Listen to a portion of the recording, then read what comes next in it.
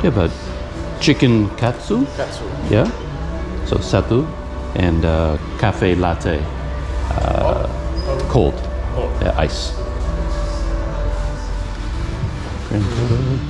46.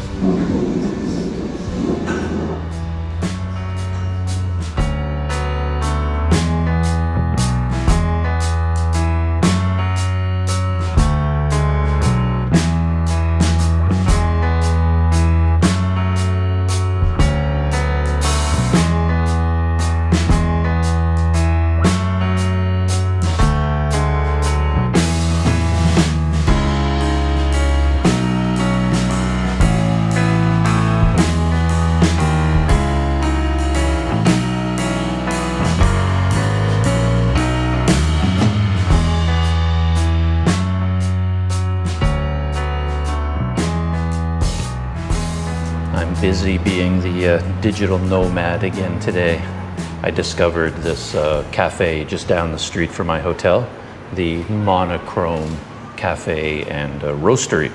They even have a little room outside where they have equipment inside where it looks like they roast and grind their own beans. So it's a very, very nice cafe.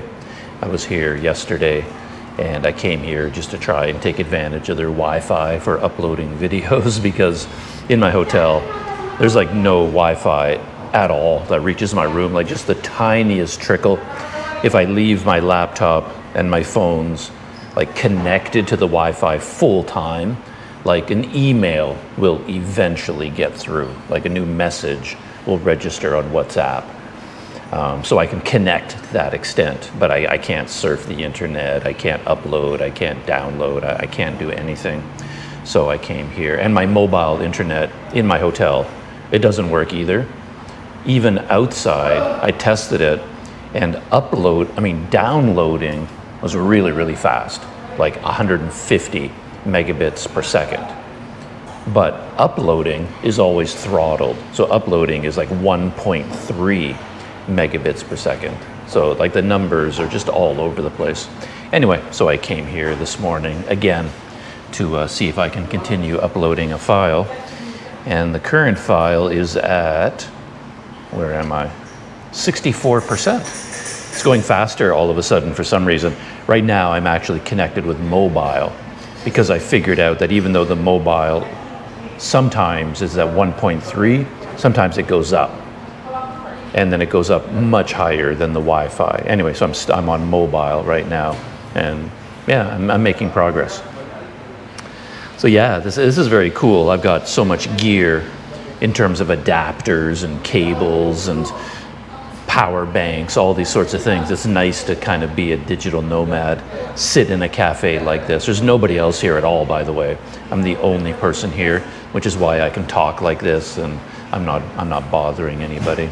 I'm still keeping my voice low, and there's no loud music playing. It's air conditioned, comfortable. I mean, yeah, if you haven't seen this place, let me flip the GoPro around. I'll show you where I am. There's Planet Doug Studios. I'm editing another video while this one is uploading. And then there's the cafe. That's where all the coffee is made. And they have a kitchen in the back. And yeah, a lot of nice seating, but as you can see, there's nobody else here. I think there's like a smoking area out the back, out the front there. Yeah, so here we are, Monochrome, really nice place. They even have a photo booth outside where friends can get into the photo booth and insert money, and it takes pictures of them, and they encourage people to put their photos up there on the bulletin board, which is kind of fun. And the reason I fired up my GoPro right now is because a mystery benefactor put in an order for me, and these are something that this cafe is famous for, I guess. They're fried bananas. So underneath, you've got the typical pisang goreng, and then they've covered it. It looks like in cheese and chocolate. I haven't tried it yet. I'm just about to dive in. I guess it's considered a finger food because that wasn't served with cutlery. I normally have my own cutlery, but I got all packed up for all my video stuff, and I never got around to I forgot to pack my cutlery.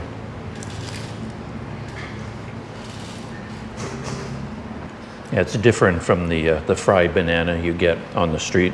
That's usually like bigger, thicker pieces. This looks like kind of like a flattened banana, deep fried. And then you have all of the cheese and the chocolate on top. I think this dish is meant to be shared amongst 4 people. That always happens to me as a solitary person.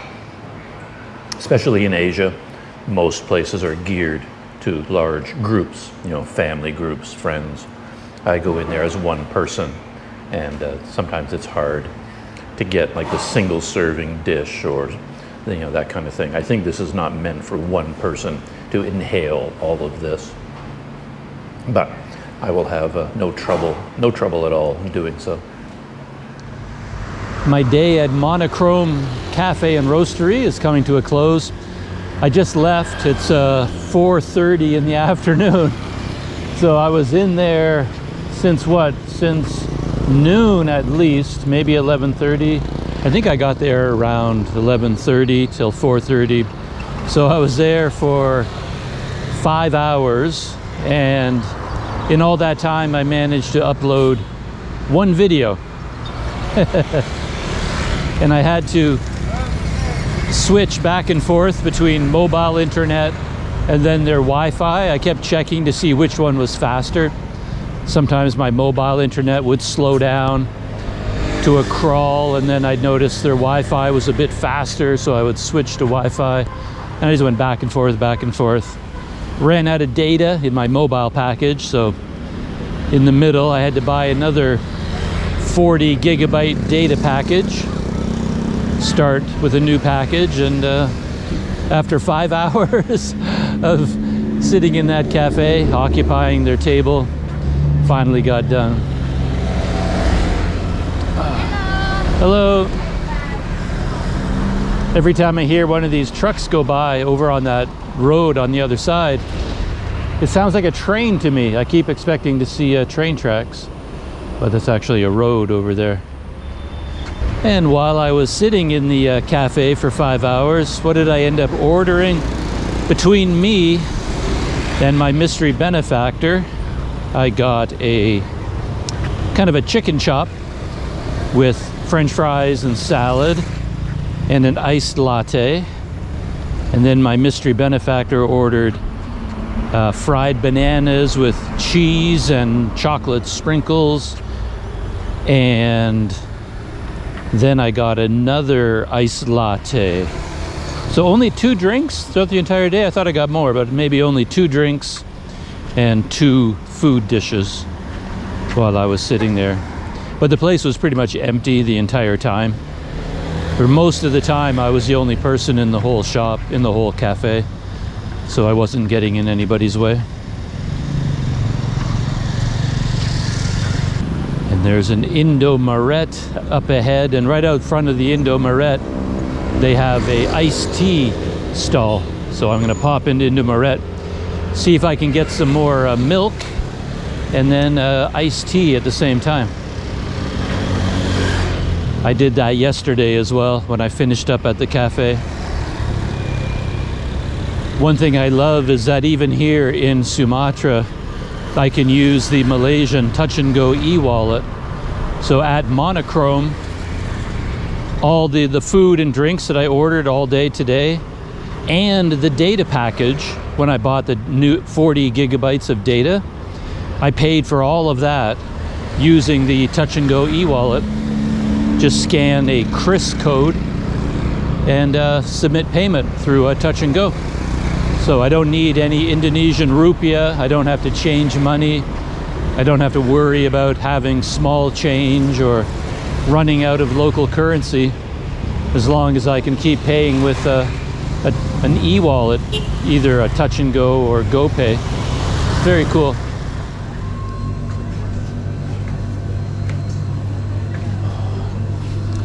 Oh, they finally restocked their milk. When I first got here, this there was no milk available, like on the shelf like this, liters of milk. There's just completely bare shelves. I thought maybe they just stopped drinking milk or something, but I guess they just had a supply problem, and now they have some. So I'm gonna stock up. This isn't my favorite, the diamond, but yeah, I'm gonna get some milk. Yeah. Teh Hijau. Oh, it's finished? So you have. You have that? Teh Hijau ori? Okay, one. So I guess my favorite, this one is all finished for today. Ori, I don't know what that is. I'll figure that out. And Chris, had it?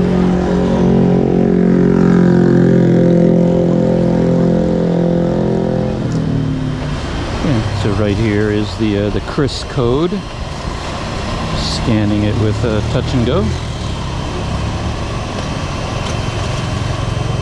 There we are. 5.000. Okay. Thank you. Thank you. So there you go. 5.000 rupiah. 1.2 ringgit for an ice cold drink like this. I don't know exactly what ori is. I better look that up right now. Handy dandy Google Translate. Ori. Yeah, food and drink rarely works. Like whatever the word is for local food or drinks, it often does not have an English equivalent because it doesn't mean anything. It's just the name of something, and we don't have a name for it in English. So I don't really know what this is. But perhaps my taste buds can tell me. I doubt it. If you're depending on my taste buds to tell you about food and drink, you'll be waiting a long, long time. But that's what it looks like. It's more clear, like it's not like the milky tea. More like a fruit juice. I never drink enough, so every time I pass by one of these drink stalls, I really should get something, anything. So let's give this a try. I have no idea what it is. It doesn't really taste like a distinct fruit to me. It just tastes like cold flavored liquid. It's good. Don't mind it at all. I'd order it again. But I have no idea what it is or what if it's based on a fruit or not.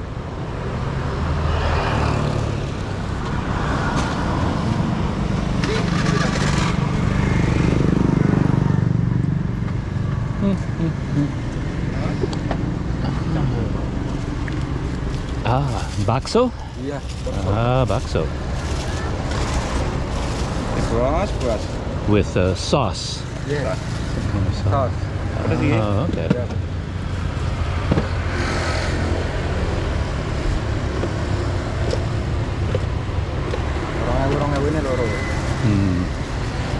Berapa harganya? But 5.000? Ya 5.000. Okay. Kecil-kecil lah ya.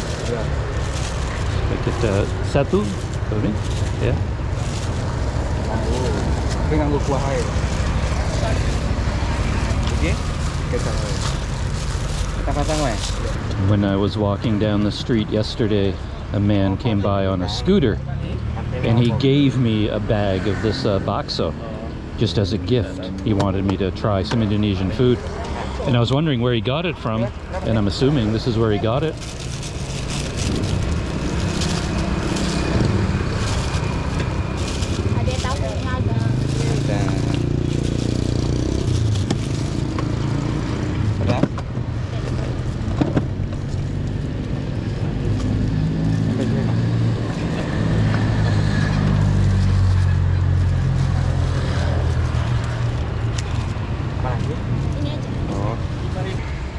Ya, biasa. Pedas? Cili-cili pedas enggak? Cili-cili bersambel. Ya, It's okay. Terus rambut jelas aku. I think he's telling me it's spicy. Very spicy. It's okay. Yep.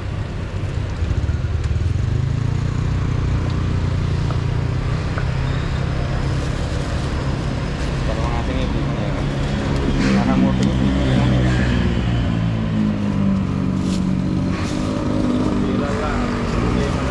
$5,000? Ya, terima kasih. Terima kasih. Ya. Okay.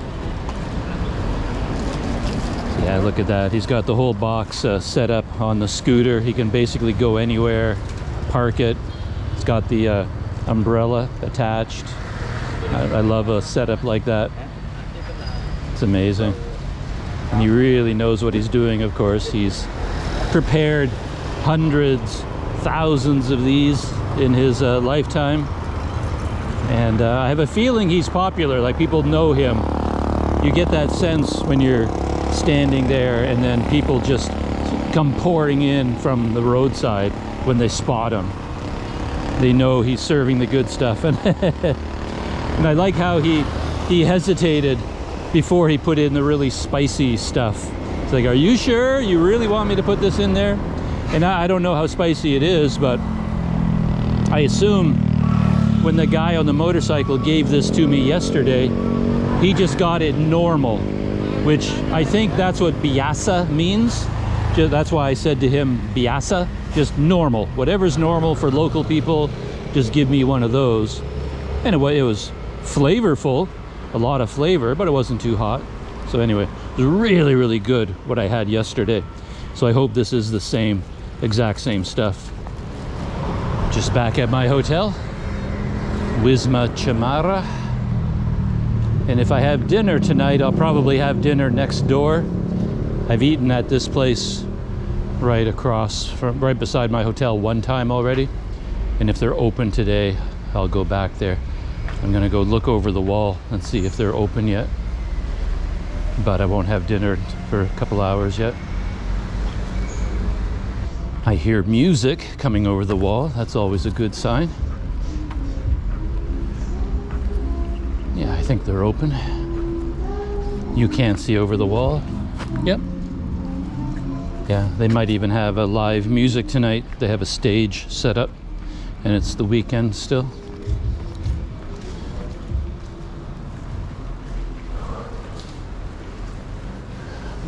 Yep.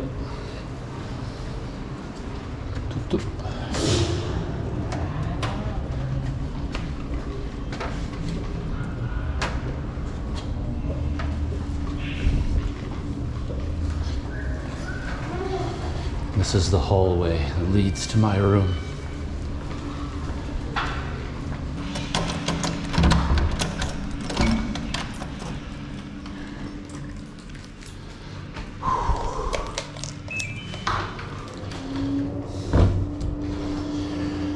There it is, Planet Doug Studios, home edition. Today's cafe, that was Planet Doug Studios cafe edition. Settled back in Planet Doug's home edition, and as I talked about in the last time I was here, I came back from the same cafe. I stopped and got a cup of tea, and I talked about how valuable ice is. This is actually the leftover ice from my last cafe latte at the Monochrome Cafe, and yeah, you don't let that go to waste. Love that sound. And I still have a lot of ice left over from my Hijau Ori, whatever that is.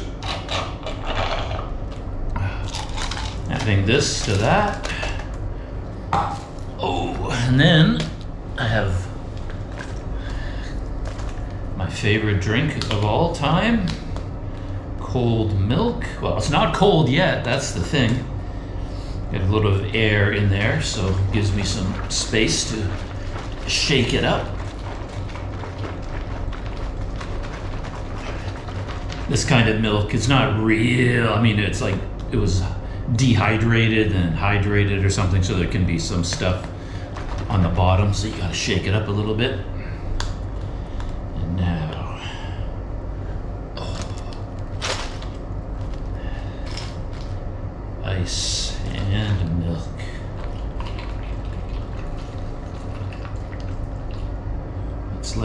get nice and cold. And then let's dive into this Bakso. See if it's the same as the Bakso that I had yesterday. I mean, it's a possibility that the man who gave me the Bakso, maybe he intended to do it from the beginning, and he might have ordered a special, foreigner-friendly version without too much spicing. So,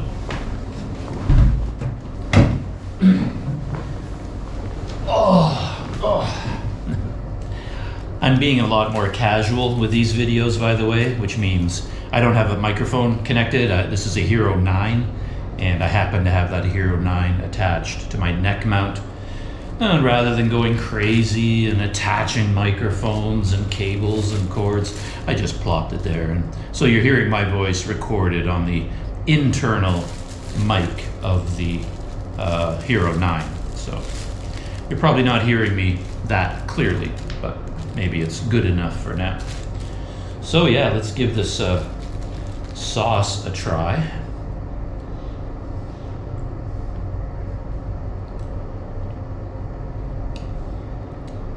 It's spicy, but I think it's the same as what I had the other day. Basically the same level of spice and flavor. This one came with an egg.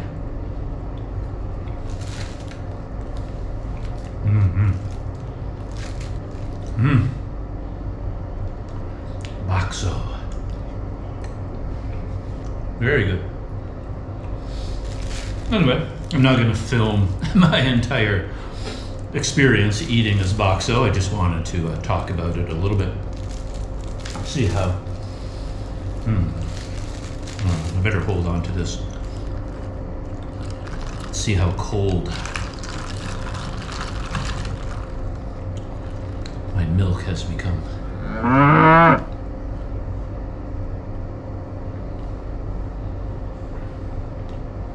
Oh, so good. Very, very good. It does make me think about, though, how does everybody in the world know that foreigners like me, Westerners, were not accustomed to really spicy food?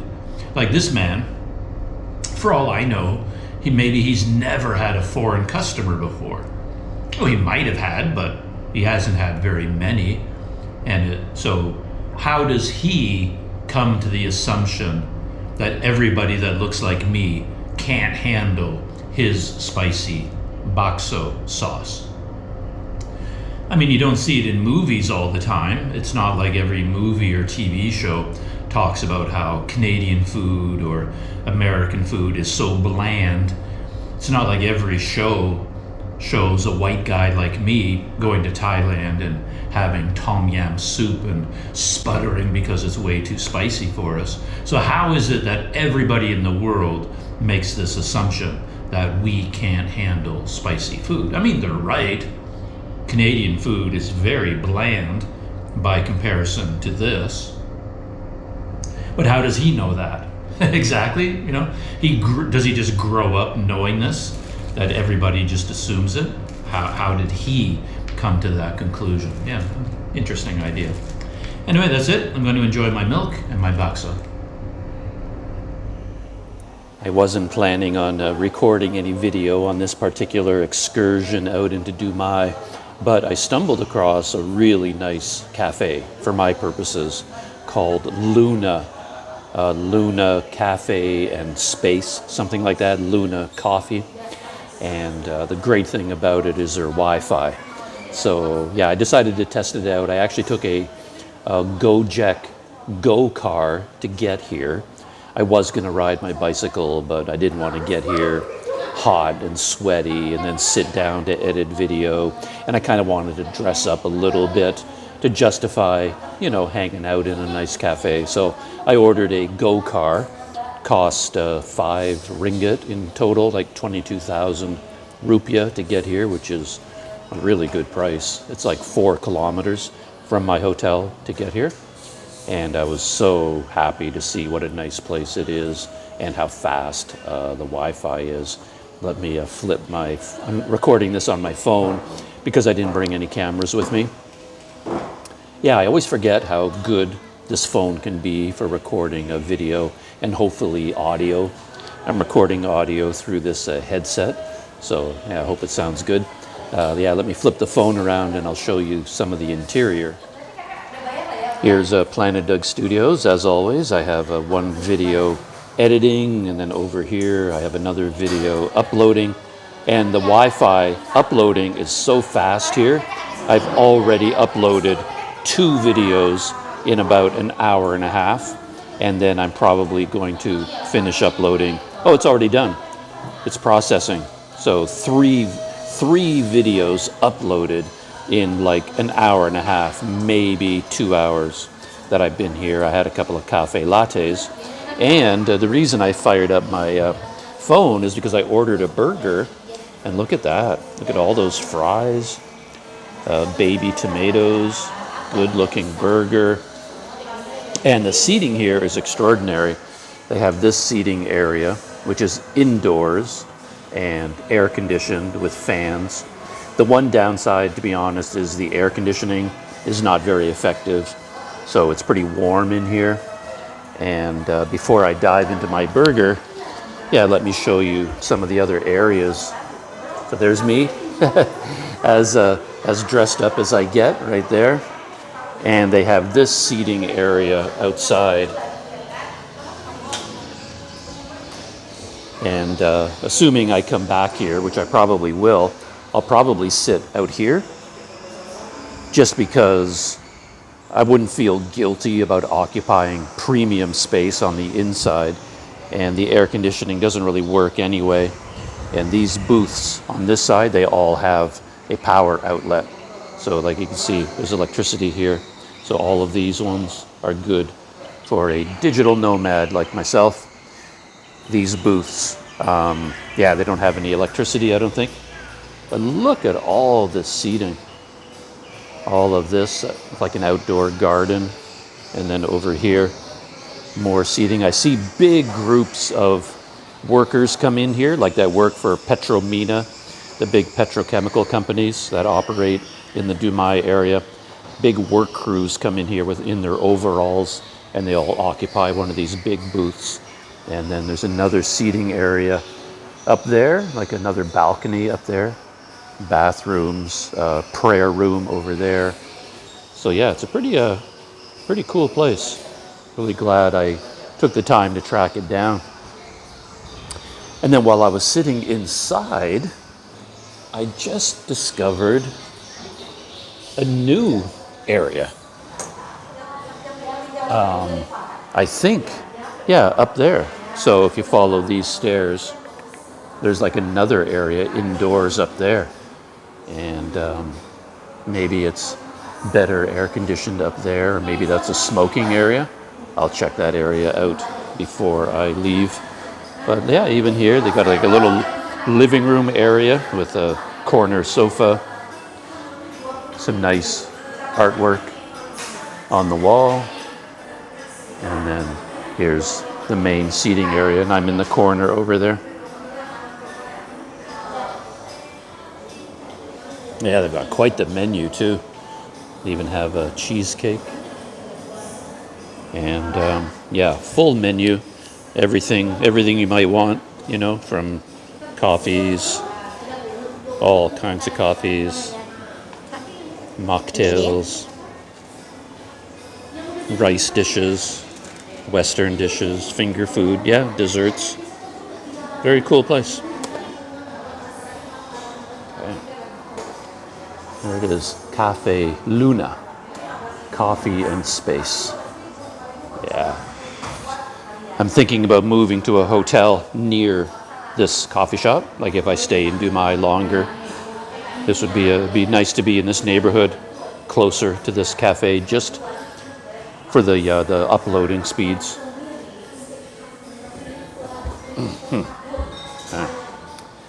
So I'm going to dive into my burger. I don't think I need to record my reaction to the burger. I don't have a mount for my smartphone, so I can't record myself anyway. I'm just going to enjoy my lunch. And yeah, the video already finished uploading. 5 minutes left in processing. Good morning from Planet Doug Studios, aka my low-budget hotel room here in Dumai, Sumatra right now. And this is the morning after you just saw that video clip from the Louna Cafe. And just for fun, I was sitting here in my room and plugging in my kettle for a cup of coffee, and I thought I would fire up the GoPro and then just do a little bit of a morning chatting over coffee. Kind of a behind the scenes look at whatever's been going on lately and whatever I did yesterday. So yeah, Louna Cafe, wow, what an amazing place. Sometimes you don't know how much something is bothering you and weighing on your mind until it's dealt with or it goes away. So ever since I got here to Dumai and I moved into this low budget hotel room, and I discovered that their Wi-Fi doesn't reach my room. I don't think their Wi-Fi really works at all in terms of uploading. So even if I was sleeping directly underneath the router, wherever it is, I still wouldn't be able to upload videos. And the only place I could find to do it in my neighborhood was a cafe called Monochrome Cafe and Roastery, a really nice coffee shop just up the street here from my hotel.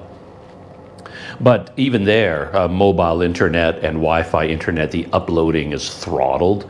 So I would spend an entire day, like I would sit in the cafe for 6 hours and almost, or maybe upload one video. And then I got into this terrible loop that I've struggled with in the past, where I found out that my mobile internet was faster than the Wi-Fi internet for uploading. So then I started uploading directly from my phone. You know, technology, I mean, my poor brain, there's nothing left of my brain cells anymore because of my constant struggle with the vagaries of technology.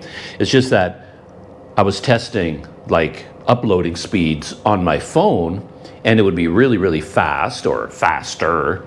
But then as soon as you create a hotspot and then connect your laptop to that hotspot, then the uploading speed drops down to nothing. So even though my phone is able to upload at a reasonable speed, once I connect my laptop to it as a hotspot to use mobile internet, then my laptop, for some reason, is not getting access to the uploading speeds that are on my phone. So then I took all of my videos that I wanted to upload and I copied them from my laptop to my phone, and then I started uploading them directly from here, from my phone. But then you get into this situation where with YouTube, mobile uploading is just weird. It sometimes works, sometimes doesn't, and then I got myself caught in this loop where I'd buy a data package for 40 gigabytes, like 40 gigabytes of data, and then I would be uploading a video file that is like 25 gigabytes in size, and then it would get up to like 20 gigabytes uploaded, and then it would somehow the connection would break, and it drops down to 0 and starts all over again. So by the time you're done uploading a 25 gigabyte video file, you've used up 100 gigabytes of mobile data because it resets all the time. And for whatever reason, if you buy 20 gigabytes of data and you upload 10 gigabytes, it uses up 20 gigabytes of data to upload 10. That's just the way the math works. So it's just a nightmare. And so then when I decided, well, I gotta look for a solution to this, and I went out looking on Google Maps, satellite view, and typing cafe and doing internet Wi-Fi searches, things like that. I found this cafe called Louna here in Dumai, and I decided to go there to see. Maybe since they're more downtown, the Louna is more in the downtown core, maybe they just have better Wi-Fi. Who knows? So that's what I did yesterday. I went there, and as you saw in that video clip, I think I talked about it. Yeah, the uploading speeds were amazing. They were as high as 70 megabits per second. In a weird twist, downloading was 50 megabits, uploading was higher than downloading at 70 megabits. But and the numbers went up and down while I was there. But regardless, I uploaded 3 complete Planet Doug videos by the time I left, and I was only in there for like 2 hours. I think the actual uploading time was like an hour and a half, 30 minutes per video. As soon as one video finished uploading, I just started the next one.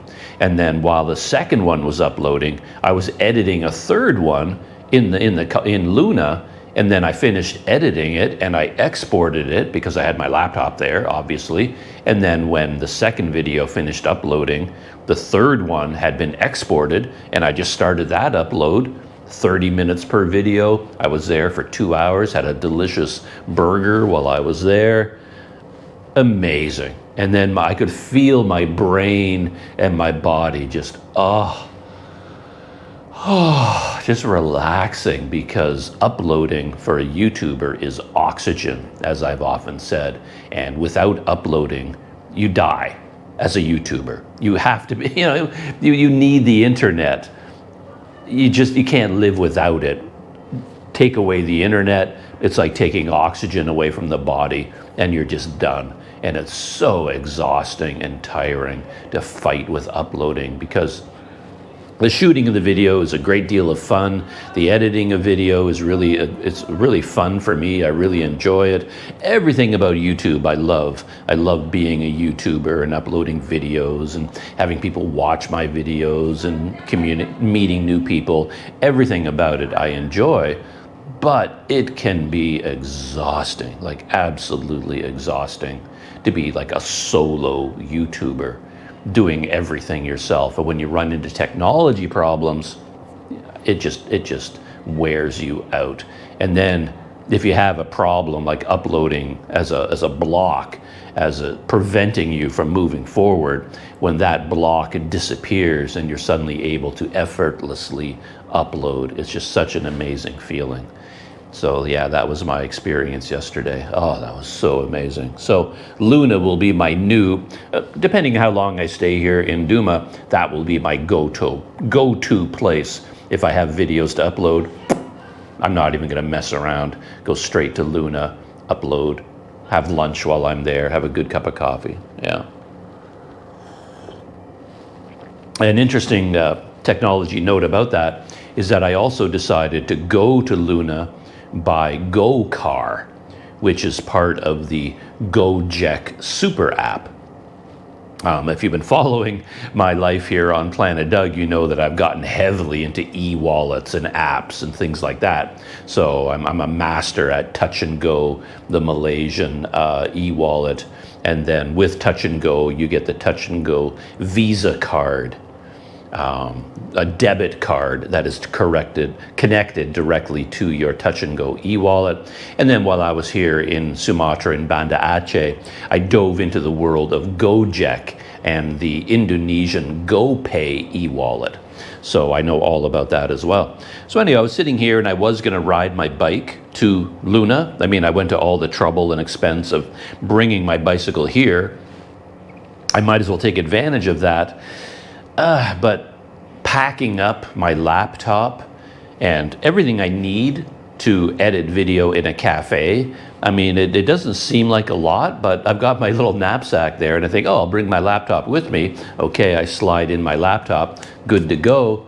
No, I mean, I also need my mouse, and then I need power. So I need my USB-C 100-watt power supply for my laptop. And then I need all the adapters to be able to plug it into whatever outlets they have at this cafe. You never know how far away they are, so you need all of your cords, all of your extensions, all of your adapters, all of your cables.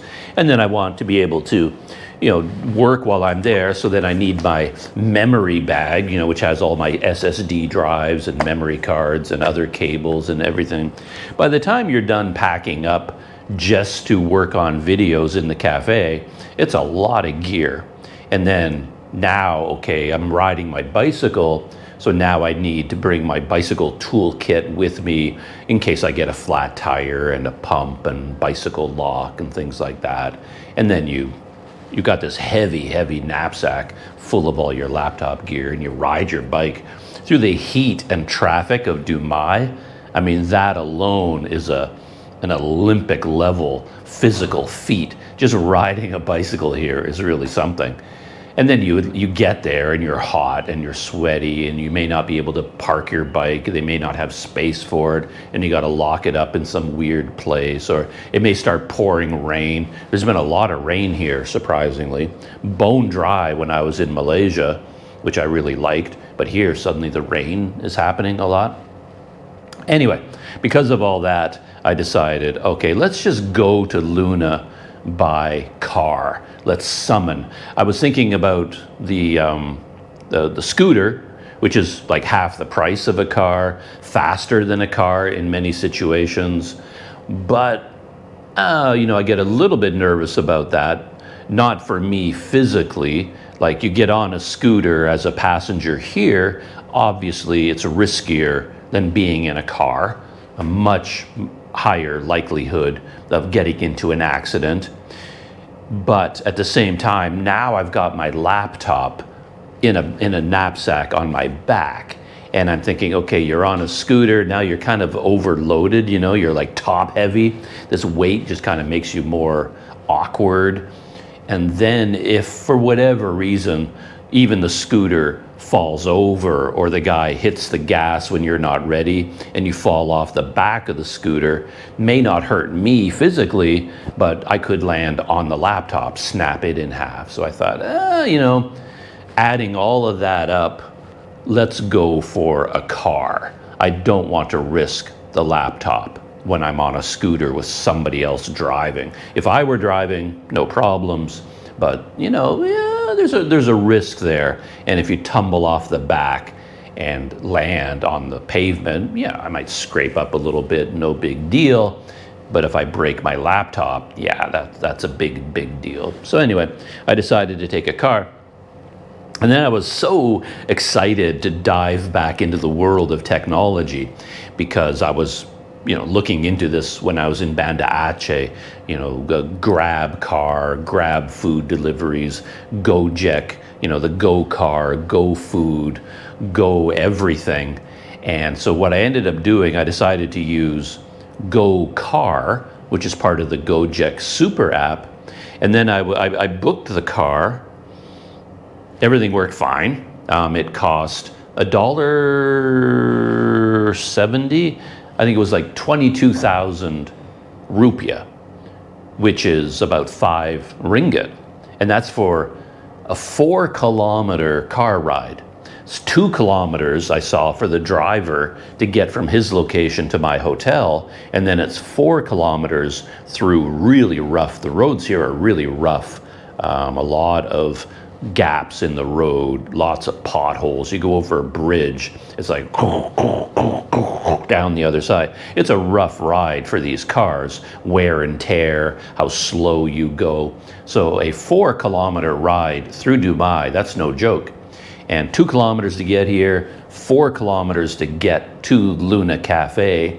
Brand new car, air conditioned, super comfortable, driver spoke English.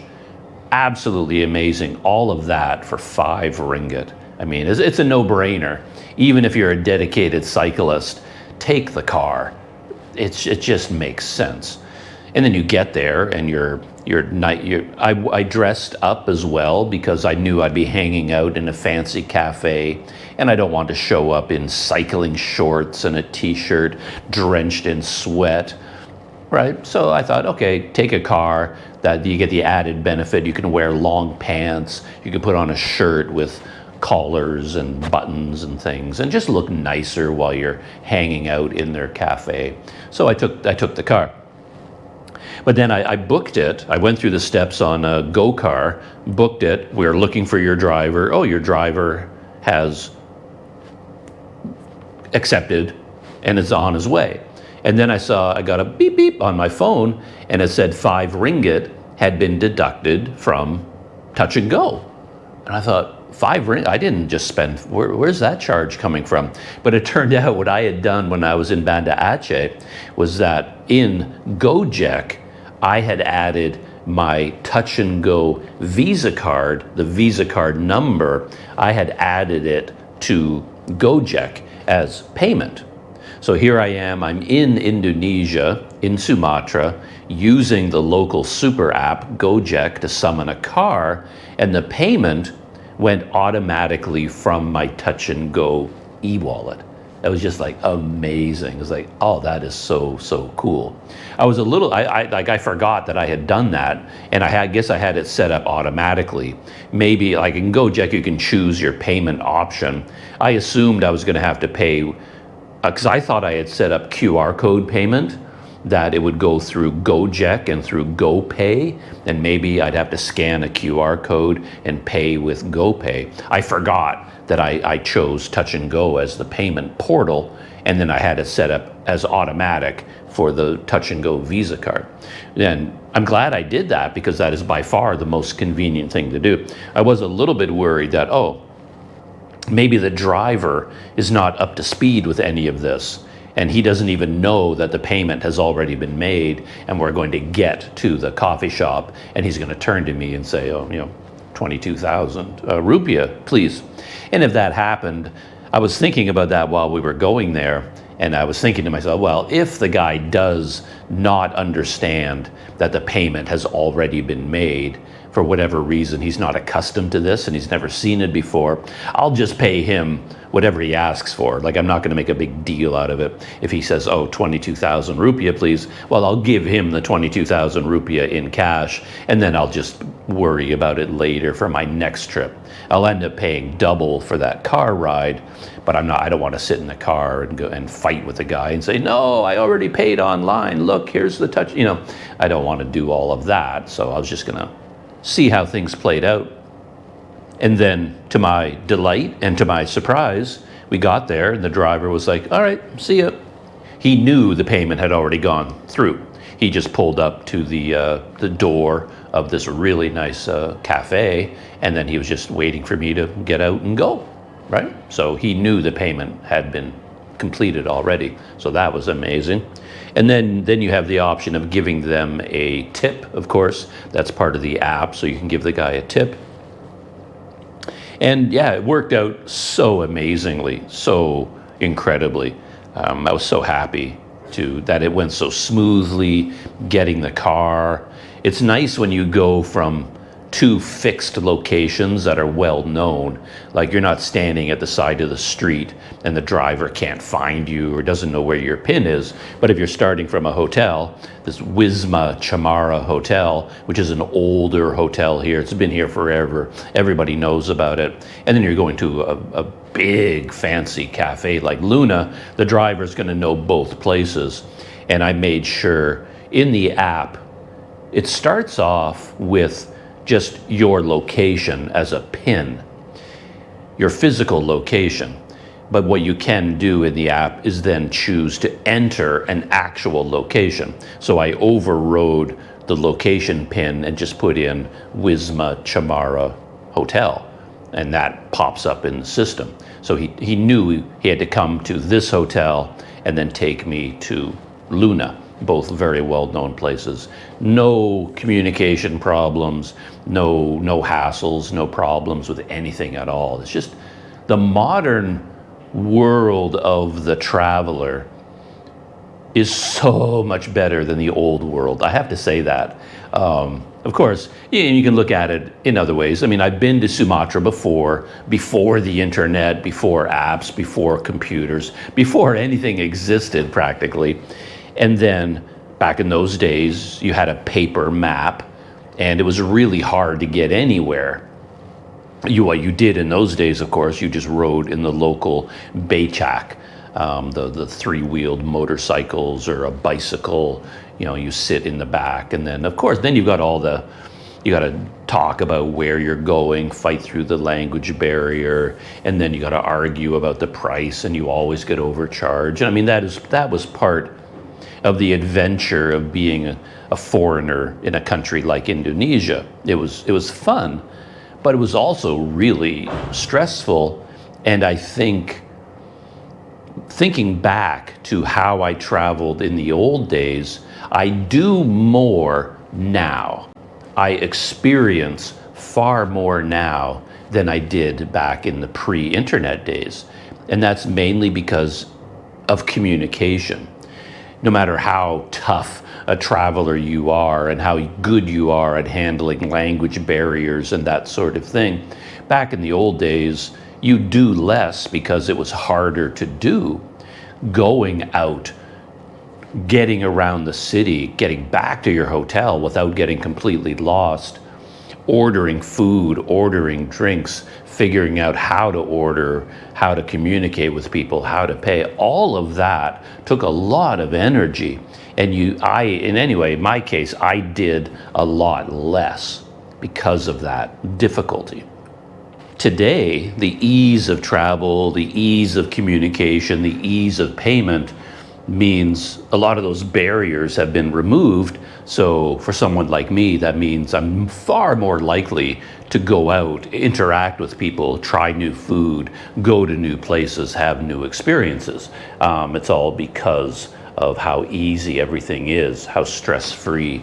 Assuming you're the master of technology that I have become today, with all of the apps and the e-wallets and Google Translate, everything like that.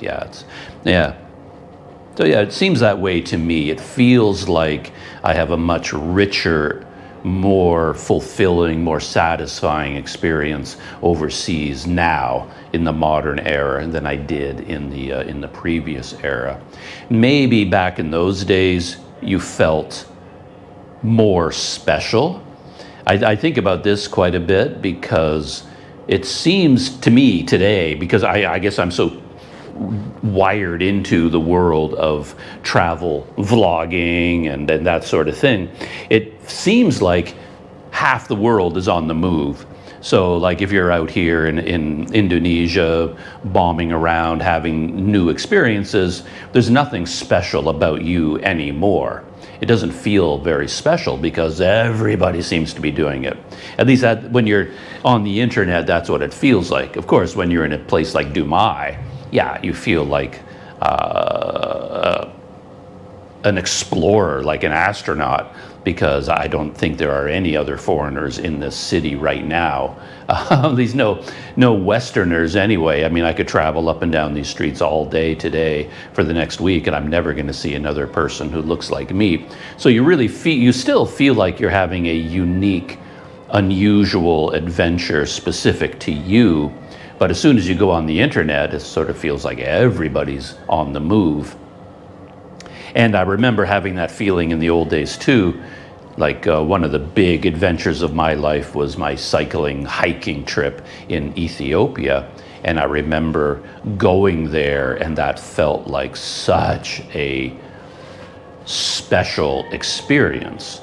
But now, of course, you can go on the internet, type in cycling Ethiopia, and your screen will be filled with videos of people cycling around Ethiopia now. So it doesn't have that same feeling I'm struggling to find the words, but feeling like you're doing something brand new that nobody else is doing, having a unique kind of adventure.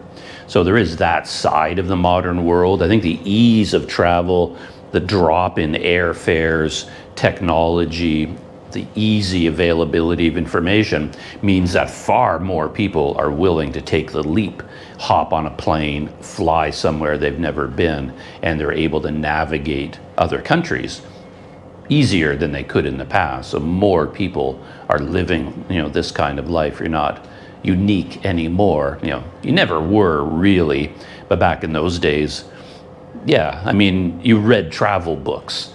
And then if you read a travel book, oh, here's another person living the way I've been living, but it's not in your face all day, every day on YouTube that, you are not unique. So that's kind of interesting. But anyway, that's a bit of a tangent. All I was really talking about was going to Louna and how I used a combination of, GoJek, GoCar, and then paying for the ride using my Touch and Go e-wallet Visa card, which is all pretty amazing. And at the cafe itself, they're hooked into Kris, the Indonesian e-wallet system. You know, the QR code payment system here is called Kris, QR code Indonesian standard, Kris. So yeah, I look for that everywhere I go, and at this cafe, they had this system where they total up your bill on this brand new fancy electronic cash register, and then if you tell them QR code, I had my wallet in my wallet. I had my smartphone. It's funny, there's a Freudian slip. I think of my phone as my wallet now, because I do carry a wallet, a physical wallet with cash in my pocket. I bring it with me everywhere, but I never take it out anymore. So in fact, this is my wallet, my e-wallet. Anyway, so I had the phone in my hand, and then the woman at the cash register, she kind of looked at me and went, "Oh, QR? Like, you want to pay using Kris, using a QR code?" And I said, "Yeah, QR. You know, Visa QR." And then what they do is they total up your bill, and then they have a little handheld unit, and that handheld unit displays a QR code that I had to scan using Touch and Go, and I scan it with Touch and Go, and then it appears on my phone with the amount already entered. So I just have to confirm the payment, and I feel like a master of the technological universe when I'm doing stuff like that. And yeah, it's very, very, very satisfying. So yeah, that was my experience at Louna. Everything worked great. I'm thinking about moving into a hotel for my remaining time here in Dumai near Louna. And I thought that would be a very easy thing to do because there are a lot of hotels here. But I don't know what it is about me and my magnetic pull on the universe. Apparently this week and this coming weekend is a big festival in Dumai. It's the birthday of the city. So it's Dumai's anniversary. And apparently they have bazaars and big markets and festivals and performances. So all the hotels are fully booked. I was like, oh, I'll just stay here, because I saw all these hotels near Louna, and it's more downtown. And yeah, I thought, yeah, why not change hotels and have a new experience, get to know a new neighborhood. And then I'm looking at all these hotels. Oh, no rooms. Oh, no rooms, no room. Like, what is going on? How can all these low budget hotels be full? It made no sense to me. Then I started doing a bit of research, and it's like, it's a holiday week. Of course it is. It's because I'm here, right? Everywhere I go, no matter what I do, the dates I pick, it's always a big local, national, international holiday of some kind. And I don't know for sure that this festival is that big and is filling up the hotels. But that my AI buddies told me that. I pointed this problem out to some of my AI buddies, and it says, yeah, I'm here in Dumai, and I'm trying to book a hotel room, and everything is full. Can you tell me why that might be? What's going on? And they all says, well, yeah, this week is a big holiday celebration in Dumai. Dummy. Dummy. The AI didn't call me dummy, but... So yeah, who knows? I haven't gone back online. I kind of looked into it briefly yesterday. And I have all these technological tricks to do with booking rooms as well. There's all these weird things. Technology is so useful today, but also very complex, where if I go to Agoda and I check on this room or this hotel, it'll say nothing available. But they might say 1 day. You can stay here Monday night, and that's the only night available. And that's it. And you're like, okay, that's it. But then if you go to Google Maps, go to that hotel, it will also say Monday is the only night available. But then if you click on that link, and that link takes you to the Agoda listing for that hotel for Monday night, and then you edit the time and say, oh, make it 1 week, give me 6 nights, then it gives it to you. It's like, it depends how you enter Agoda. If you just go straight to Agoda, it will say only one night is available. And if you try to get more nights, it says no, there's nothing. Then you go to Google Maps, it says only one night available. But then you go from Google Maps to Agoda, one night is reserved, and then you extend it for 6 nights. Suddenly there's a room available. Who knows why? So it actually depends even how you go to one of these sites. So anyway, at some point today, I'll make a decision and I'll get online and I'll just like try all these tricks, see if I can find something. The prices seem to have gone up as well. I've been getting this room for 31 ringgit, and suddenly it jumped up to 41 ringgit. And I think it's because of the festival, because of the holiday coming up, the holiday weekend. I don't know. It's just, yeah, it's the way it goes. On Planet Doug, that is the way it goes. Since I'm on the topic of technology, I can give an update about my laptop. In a previous morning chat session, as I was getting ready for the day, I talked about how I was having trouble with my laptop with copying video files, in particular, copying from like a memory card. Right, I have like 100 gigabytes of GoPro video I want to copy to my laptop. So I put the memory card, I take it out of the GoPro, put it into a memory card reader, plug that into my laptop, and then I copy the files over. Normally works blazingly fast, no issues at all. But then recently, it's just been stuttering, lagging, and freezing. And I've been unable to multitask, where the copying took so long because the copying process would go down to 0 and freeze and just sit there and sit there and sit there. And then after a long time, it starts copying a little bit, then down to 0 again. Anyway, it was a big, big problem for me because I copy a lot of video files, and then you end up sitting here for an hour and a half waiting for it to finish copying. And while it was going down to 0, the rest of my laptop froze and I wasn't able to edit video, do anything on the laptop. So it was like, there's something really weird going on here. I may have fixed that problem. It could have been just a glitch in the pipeline. I went into all the technology stuff, asking all the questions, troubleshooting. 90% of the time, all the troubleshooting doesn't do anything. They tell you, oh, just go here, change that. And you change that, it has no effect. It never does. Including, they always talk about drivers, right? So I was talking with all my AI buddies, laying out all the problems, and I'm troubleshooting, doing the troubleshooting where I figured out that it was not the memory card.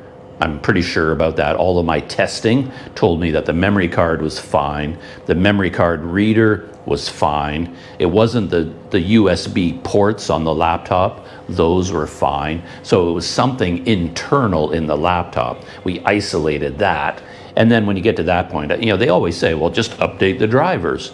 Everyone thinks that's like a magic fix. Oh, problem with your laptop? Update the drivers. And it never, ever does anything, does it? But anyway, in this case, I got that advice. Oh, this is a driver problem. You should go to the ASUS support website, see if there's updated drivers and just download them and install them. So I went through that whole process. And that's never as easy as you might expect. It feels like a laptop this advanced, this powerful. It's an ASUS TUF A16 gaming edition laptop with all AMD components, AMD, a GPU, like a dedicated GPU, and yeah, it's a good laptop. And you would think the ASUS system, through Armory Crate and updates and this, that, all the things, it should know what's going on with your laptop, that you are fully up to date with everything you need, right? You shouldn't have to think about anything, really. But I went to the ASUS website and I went to, I'm logged into my account where this laptop is registered. It knows what laptop I have. And then, I can see it. Okay, there's the name of my laptop, the model, everything is the same. And here are all these updates. but there's no way to tell whether you need them or not. They're not sorted or dated in any way that makes sense to me. You would think ASUS would be able to scan my laptop and say, oh, here are updated drivers. But it doesn't. I went to the chipset drivers and there was a list of them. And I was like, okay, what are all these chipset drivers? Because they all had dates on them, and some of them went back to like 2024 and then 2025, and then I think the most recent one was 2025. So I'm thinking, what, I download all of them? I download the most recent one? But the most recent one was, like I said, 2025. Maybe I already have the 2026 chipset downloaded and installed. And by downloading 2025, maybe I'm installing an older chipset. And maybe I'm going to screw up my... Like, it doesn't tell you what to do. And it feels like it should be smarter than that. Anyway, I eventually took a chance because I did all this research, chatting with all my AI buddies, and I decided, yeah, okay, it's worth the risk. Let's just see. And I downloaded the chipset driver that was at the top of the list, the most recent one. And I downloaded it. It downloads. You got an executable file.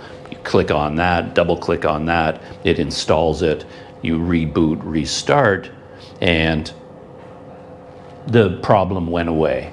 So in a rare moment, downloading a new driver, either the new driver, it could have been an old driver for all I know. I might have replaced a new driver with an old one, but whatever happened, whatever the pipeline barrier was, the block, it seems to have disappeared. So that's good news. So I was worried that maybe the SSD drives were failing. That was the most obvious problem, but apparently it was just a glitch, and I cleared out the glitch. So my laptop is working fine again. So, you know, bullet dodged there. And speaking of technology, new cameras have hit the market. And that's pretty exciting. Figured I might as well throw my hat in the ring and talk about the new GoPros a little bit. There's been rumors for a long time that GoPro is going to do something big, because a month ago, 2 months ago, the news was leaked, or GoPro announced it, that they have a new processor, the GP3 processor. And it's a new processor in many, many, many years. And last year, they skipped the usual camera release. They normally release a new GoPro Hero, there's a new version every year. And then last year, they were supposed to release the GoPro Hero 14, but they just didn't. And then they announced in the spring this GP3 processor, and they showed all this video from the new GoPro cameras using this new processor, saying, okay, something big is coming. Everybody out there get excited. And all of this video and the video and photos were completely different from normal action camera video and photos, which made me personally very nervous. And it turns out my nervousness was justified. What I mean is, they posted a photo of craters on the moon in sharp resolution. So how in the world are they getting that out of a GoPro? Like, any camera that took that photo is not a GoPro action camera anymore. It has to be a completely different kind of camera. So I was worried that GoPro was going to do another, hard 180-degree turn and then produce something brand new that's going to be of no use to me. So what I was hoping for, okay, GP3, new processor, more powerful, better heat management, So therefore, they can produce a GoPro Hero 14 with far better battery life, never overheats, never glitches, never freezes, and much, much better low light. You know what I mean? Like, take the GoPro Hero 13, the most recent one, insert the GP3 chip, make it better. But technology companies, they don't like doing that as a rule. Like, every time they add more power to whatever object it is, whatever device it is, instead of using that power to make their camera better, they just add more and more and more features that use up all that extra power, pushes it to the limit, and then it still just kind of doesn't really work any better than before. And then they add all these things that don't make any difference to me. Like, you know, the video quality of my GoPro Hero 12, I think, is amazing. It's good enough for me. So you don't have to make the video quality better and better and better. So if you got the GP3 chip, fix what's wrong with the camera, then you can add better video quality if you want, but first fix what's wrong, then add new features. But they just add new features. It's sort of like taking a car with a 1.8 liter engine in it, and then you take that car and put a 3 liter engine in it, but instead of just letting the car drive better and drive faster, they add 4 tons of weight to the car because they can, because the engine's more powerful, so they just make the car heavier, and that just uses up all the extra power and you don't get any benefit from it. That's what technology companies do. And I was worried GoPro was going to do that, and then they just announced they did that. Of course, the jury is still out. No one has been able to post videos reviewing the new cameras, using them yet, so we don't know how these cameras actually work. But from my point of view, I don't like the direction that GoPro took. The company confuses me because they do these turns rather than just making what they have better and better, like DJI does. Every new version of the action, just they make it better, adding real features that people need and want and use. GoPro will just come like completely out of left field. Even the GoPro Hero 13, it's like, what the heck? Like, rather than taking the GoPro Hero 12 and just making it better, they redesigned the whole camera again, moved things around, a new battery, this, that, the other thing. And it's just like, And what they focused on for the GoPro Hero 13 was accessories, fancy lenses, all these weird lenses you could buy. And that doesn't do me any good. So that's what they did with the Hero 13. Now I'm waiting for the Hero 14. And what does GoPro announce? I think they're abandoning the Hero line. I've heard nothing about another Hero. I think the Hero 13, they might just give up. Okay, that's the end. That's the last Hero they're ever going to make. They've released what they call the Mission, the GoPro Mission. And of course, if you're following the news, you know there's 3 versions. There's the standard, the GoPro Mission 1, then there's the GoPro Mission 1 Pro, and then, of course, is the GoPro Mission ILS, interchangeable lens system. So the first 2, the Mission 1 and the Mission 1 Pro, those are still classic action cameras. Technically, they're kind of the GoPro Hero 14, but all 3 cameras have a 1-inch sensor. So that's the headline change. They added a 1-inch sensor. And I'm pretty sure I know why they did this. They're losing market share to DJI, to Insta360. They needed to really do something to jump ahead, to offer something that none of the other camera companies are offering right now. And they're taking a chance and they're saying, okay, let's make a brand new camera built around a 1-inch sensor. Most people are deliriously happy about this because people in the action camera world have been crying out for a 1-inch sensor forever. They wanted the Action 5 from DJI to have a 1-inch sensor. They wanted the Action 6 to have a 1-inch. They want the Insta360 Ace Pro 2 and 3 to have a 1-inch sensor. The idea is a bigger sensor is better. Bigger is better. You're going to get better image quality, better low light, better this, better that. But DJI and Insta360 have proven you can get really, really good low light, better video quality without jumping up in sensor size. With GoPro using the GP3 processor with AI capability, they could add low light capability just fine using the old sensor. They didn't need to go to a 1-inch sensor.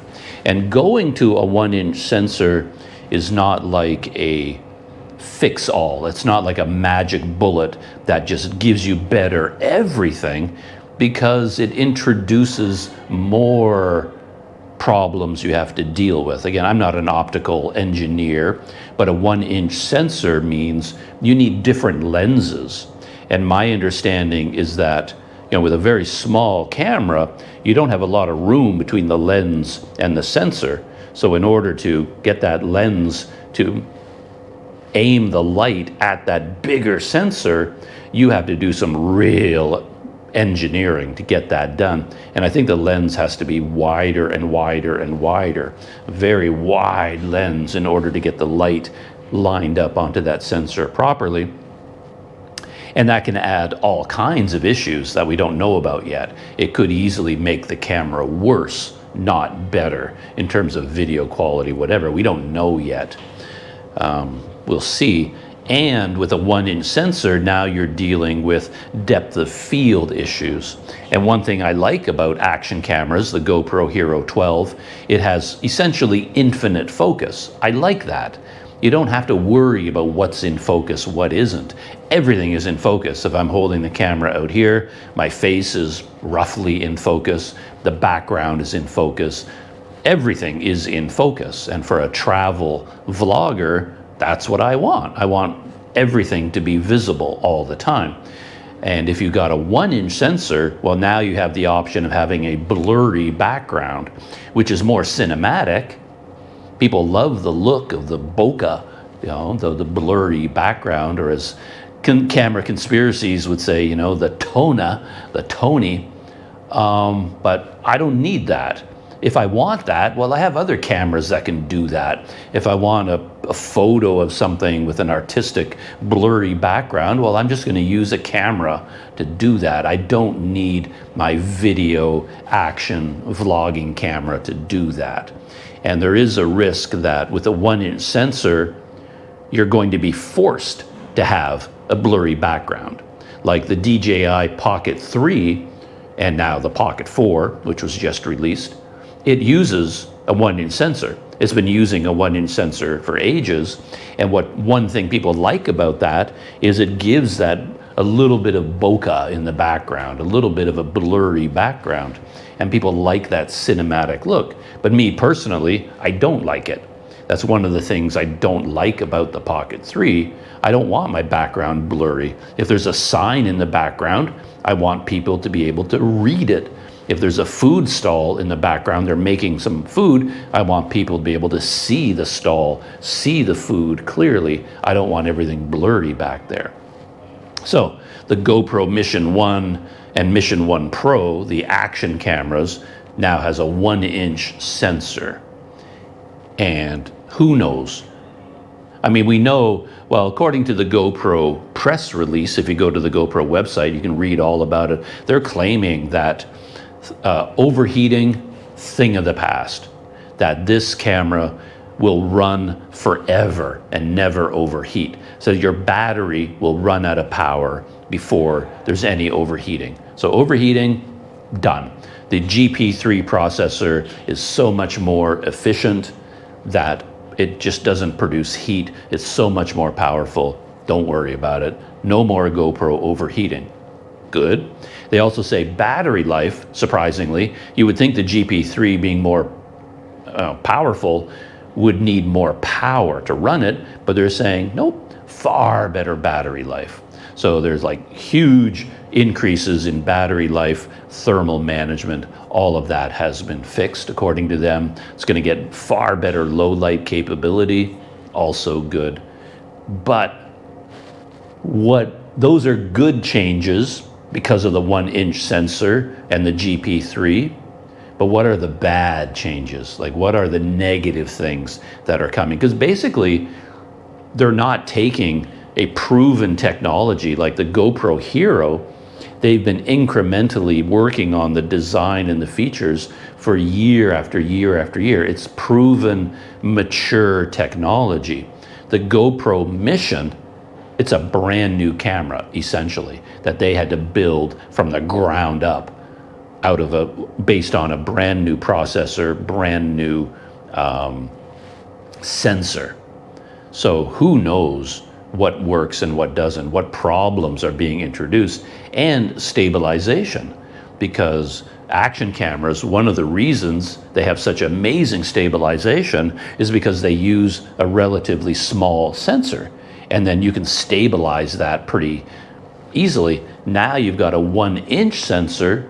What does that mean for stabilization, for horizon lock, for all of these things?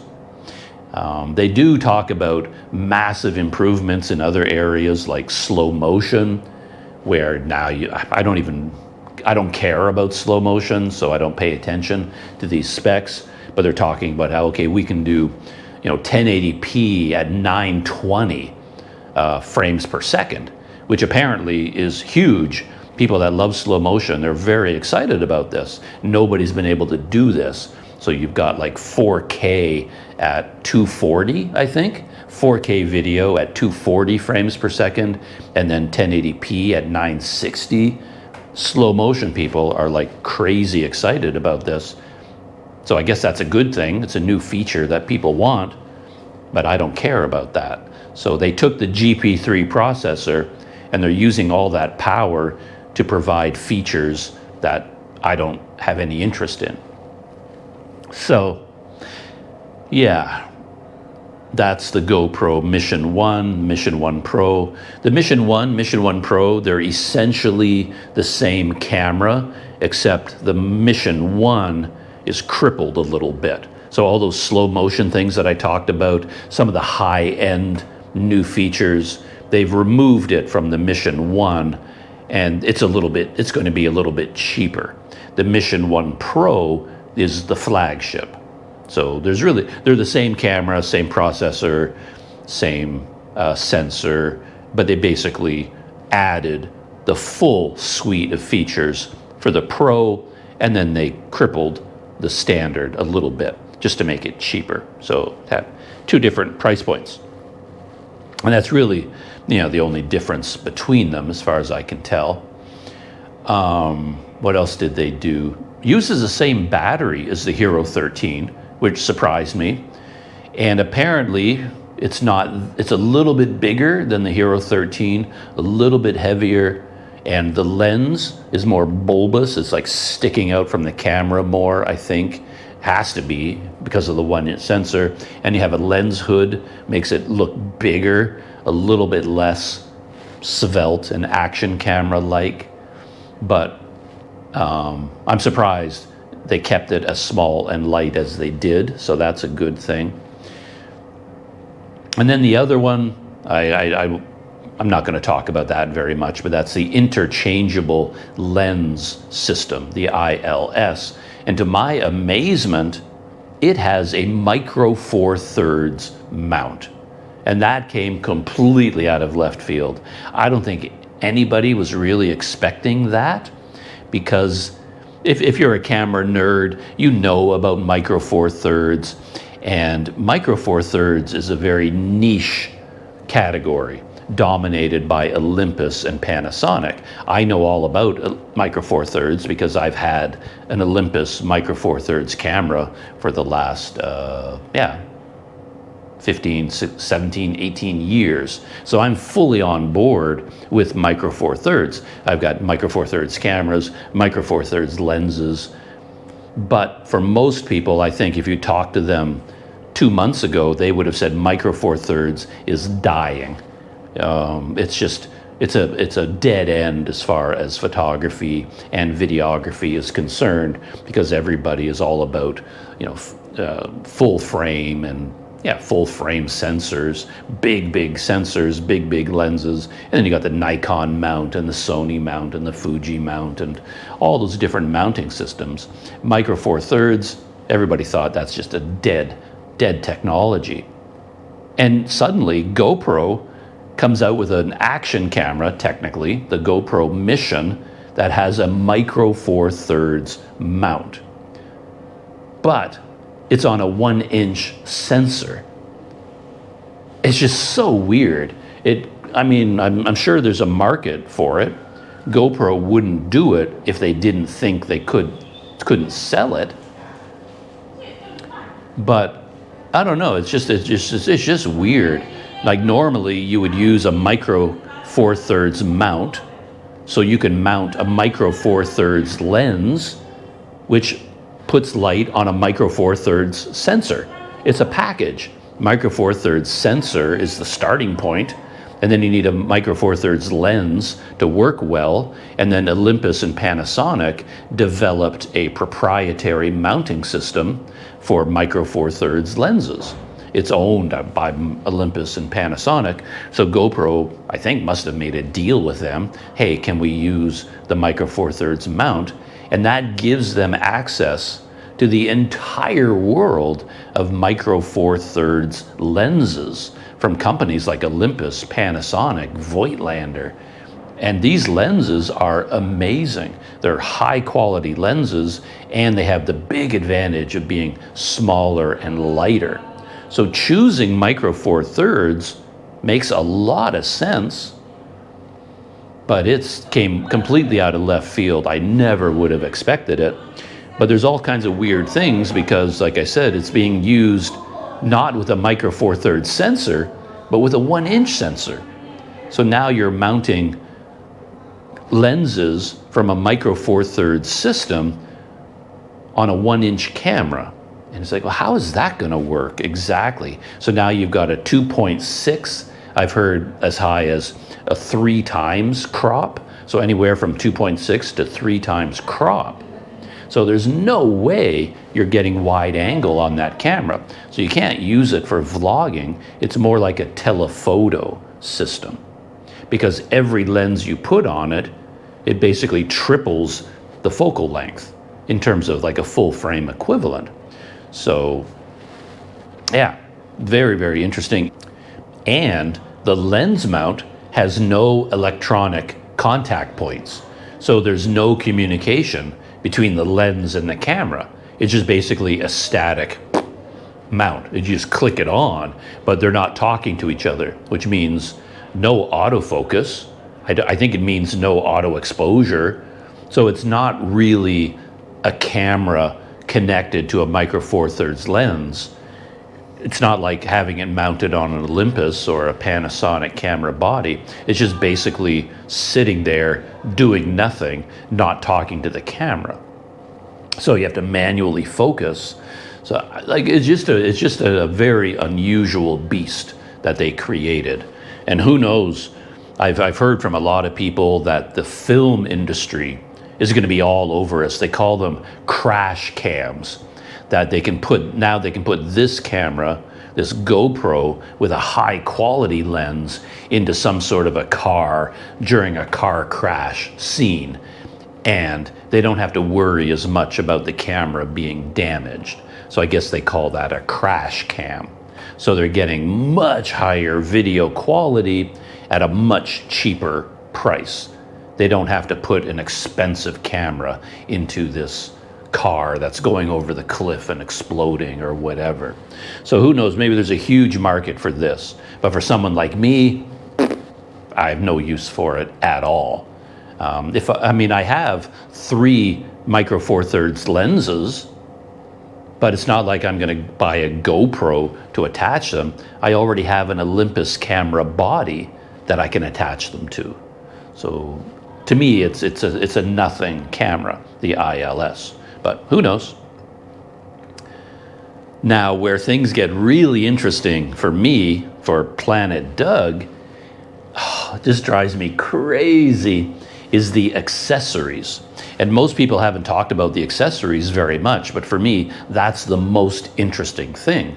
Because along with the Mission 1 and the Mission 1 Pro, GoPro released a brand new media mod and a GoPro wireless microphone system. And this is so crazy to me because on the one hand, from my point of view, amazing. I love it. Love the new media mod. Loved the new GoPro wireless mic system. I've been wanting them to do that for years and years and years and years. But in order to take advantage of that, they finally released a brand new media mod with a ton of improvements where they fixed most of the problems with the media mod. But it doesn't do me any good because in order to use the new media mod, you have to buy the new GoPro. It only fits the GoPro Mission.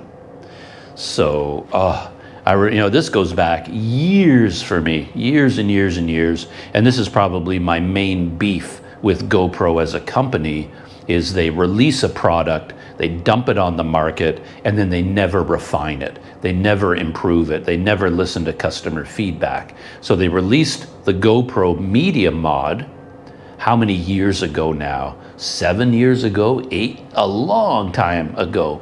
I remember getting the Media Mod. I ordered it, and I did like an 1.5-hour video yelling about how much I hated the media mod. As soon as I thought it would be amazing, but as soon as I got it in my hands and I unboxed it and I put a GoPro inside, all these design problems became apparent. I was like, what? Seriously? That you did? It was so badly designed in two main areas, and I just couldn't believe they released a product like that. It was so badly designed. But it was still the best way to attach an external microphone. So I had no choice but to use it. And I've been using it ever since. And I've just hated it all the time because the main problem with the media mod is every time you need to change the battery, you have to disassemble your entire mount. So you're out there hiking, shooting video with your GoPro, you're cycling, you're in the middle of a busy city, crazy traffic everywhere, sun is beating down. Now you need to change the battery. Oh, for Pete's sake. It's like technological surgery where your carefully constructed mount, how you mounted the GoPro on your chest harness, on your helmet, on your bicycle GoPro broomstick mount, you have to unscrew the thumb screw, dismantle the whole thing, open the media mod, pull out the GoPro, then you can finally change the battery, and you have to reassemble the whole thing every single time. It's really awful. It's so irritating, it's difficult to do, and you end up, it has this knock-on effect of you actually losing things. I've done it myself because you're in the middle of traffic, you're kind of, you parked your bicycle at the side of the road, you're dealing with a crowded, chaotic environment. You got all these bits and pieces, the thumb screw, the mounting rig, you have to remove the microphone, you're putting all this stuff down. Where do you put it? Put it on the ground, hold it in your hand, you're dropping things, you're nearly losing things. And one time when I was in Sumatra, I was doing all of this, and then of course you're changing the batteries and you got so many bits and pieces. You put the battery down temporarily on your bicycle, you reassemble the GoPro, put the new battery in, change the memory card, put it on the bike. You got to line everything up again because you've moved all the mounting points. You've got to, get it lined up. And then I got on my bicycle and I rode away and I forgot I put the battery on the bicycle. So the media mod has led to me losing batteries, losing mounting gear, and my original media mod, you have to open it so many times every day. I go through 3 or 4 batteries. I'm opening the door, pulling out the GoPro, doing all this. And over time, because you open the door so many times, the hinge broke. It just broke into pieces. So my original media mod broke, and because I had to open it so many times, and I had to buy a brand new media mod. So the media mod has been the bane of my existence in GoPro. And year after year after year after year, I keep waiting for GoPro to fix it. And one thing they could do to fix it is so easy, because one of the main problems with the media mod, I'm babbling here, but hey, you signed up for Planet Doug, you know what you're going to get. The media mod does not have its own mounting system. It just has a hole in the bottom. So you have to take the fingers from the GoPro, lower them through the hole, so you're using the GoPro's mounting fingers that go through the media mod. That's why you have to dismantle the whole mounting apparatus, because in order to take the GoPro out of the media mod, it's blocked by the fingers. You have to disassemble everything, raise the fingers, then you can pull the GoPro out. All they needed to do was take this little plastic case, and on the bottom, instead of having an open hole, just make it a flat hole and put a couple of GoPro fingers on the bottom. Boom, problem solved. It would have taken a GoPro engineer a weekend. Over a coffee break, they could have designed it, put it out on the market. DJI, they would have done it. They would have fixed it the first year. Insta360, first year. They would have heard all of us people complaining about the media mod. They would have fixed it in 1 year. Oh yeah, we see what you're talking about. We'll fix it. Here you are, new version. GoPro, they dumped the media mod on us, and they said, well, that's your problem now. And how many years have gone by, and they couldn't be bothered to fix it. That's the biggest problem with GoPro for me. So now, finally, they put out a new media mod, and they fixed that mounting problem with the new one, but I can't use it unless I buy a GoPro Mission.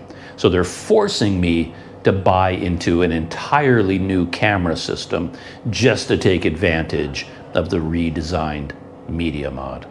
I mean, that's GoPro in a nutshell.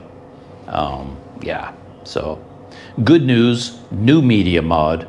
Bad news, you have to buy a new camera to use it. A whole new camera system, basically. So yeah, that's GoPro for you.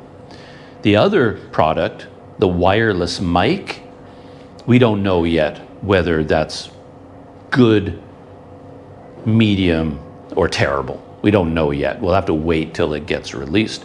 And I've been wanting GoPro to do something about audio for years. As long as I've been complaining about the media mod, I've also been complaining about audio, because I won't go into that as in depth. That would be here for another 20 minutes.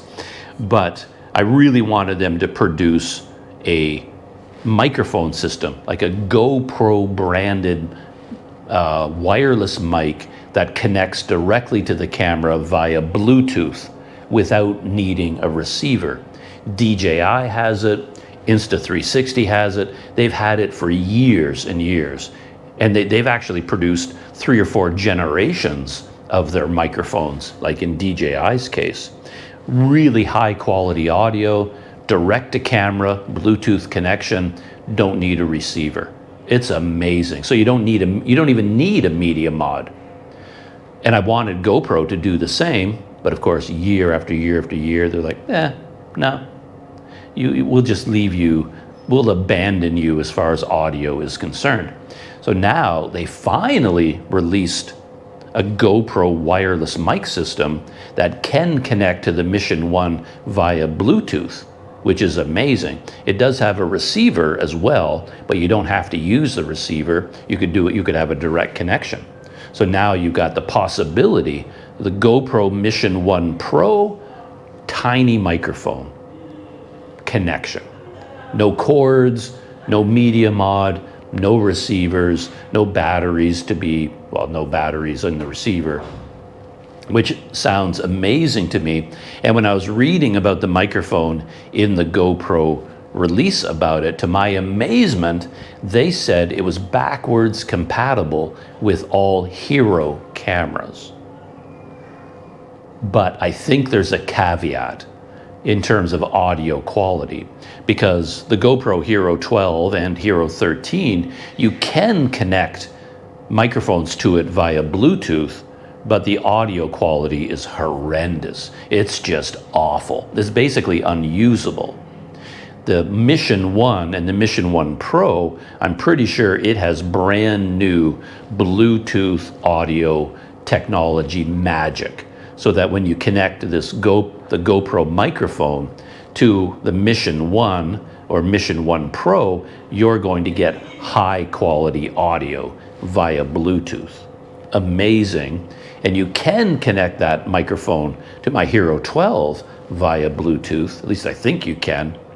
But I'm pretty sure it's going to be using the old Bluetooth in the camera. So therefore the audio quality is going to suck. It's going to be unusable. So even though they've released a brand new GoPro wireless mic system, I think the only way to take advantage of it is to buy the new GoPro camera system. We loyal GoPro Hero people have been abandoned. From my point of view, not being a businessman, I think what GoPro should have done was given us both. Why not? Okay, you've got the GP3 processor, amazing. Put it into a Hero. Let's make a GoPro Hero 14. Let's keep the Hero line going. Take advantage of the power of the GP3 processor and make a 1-inch sensor model. Give us both.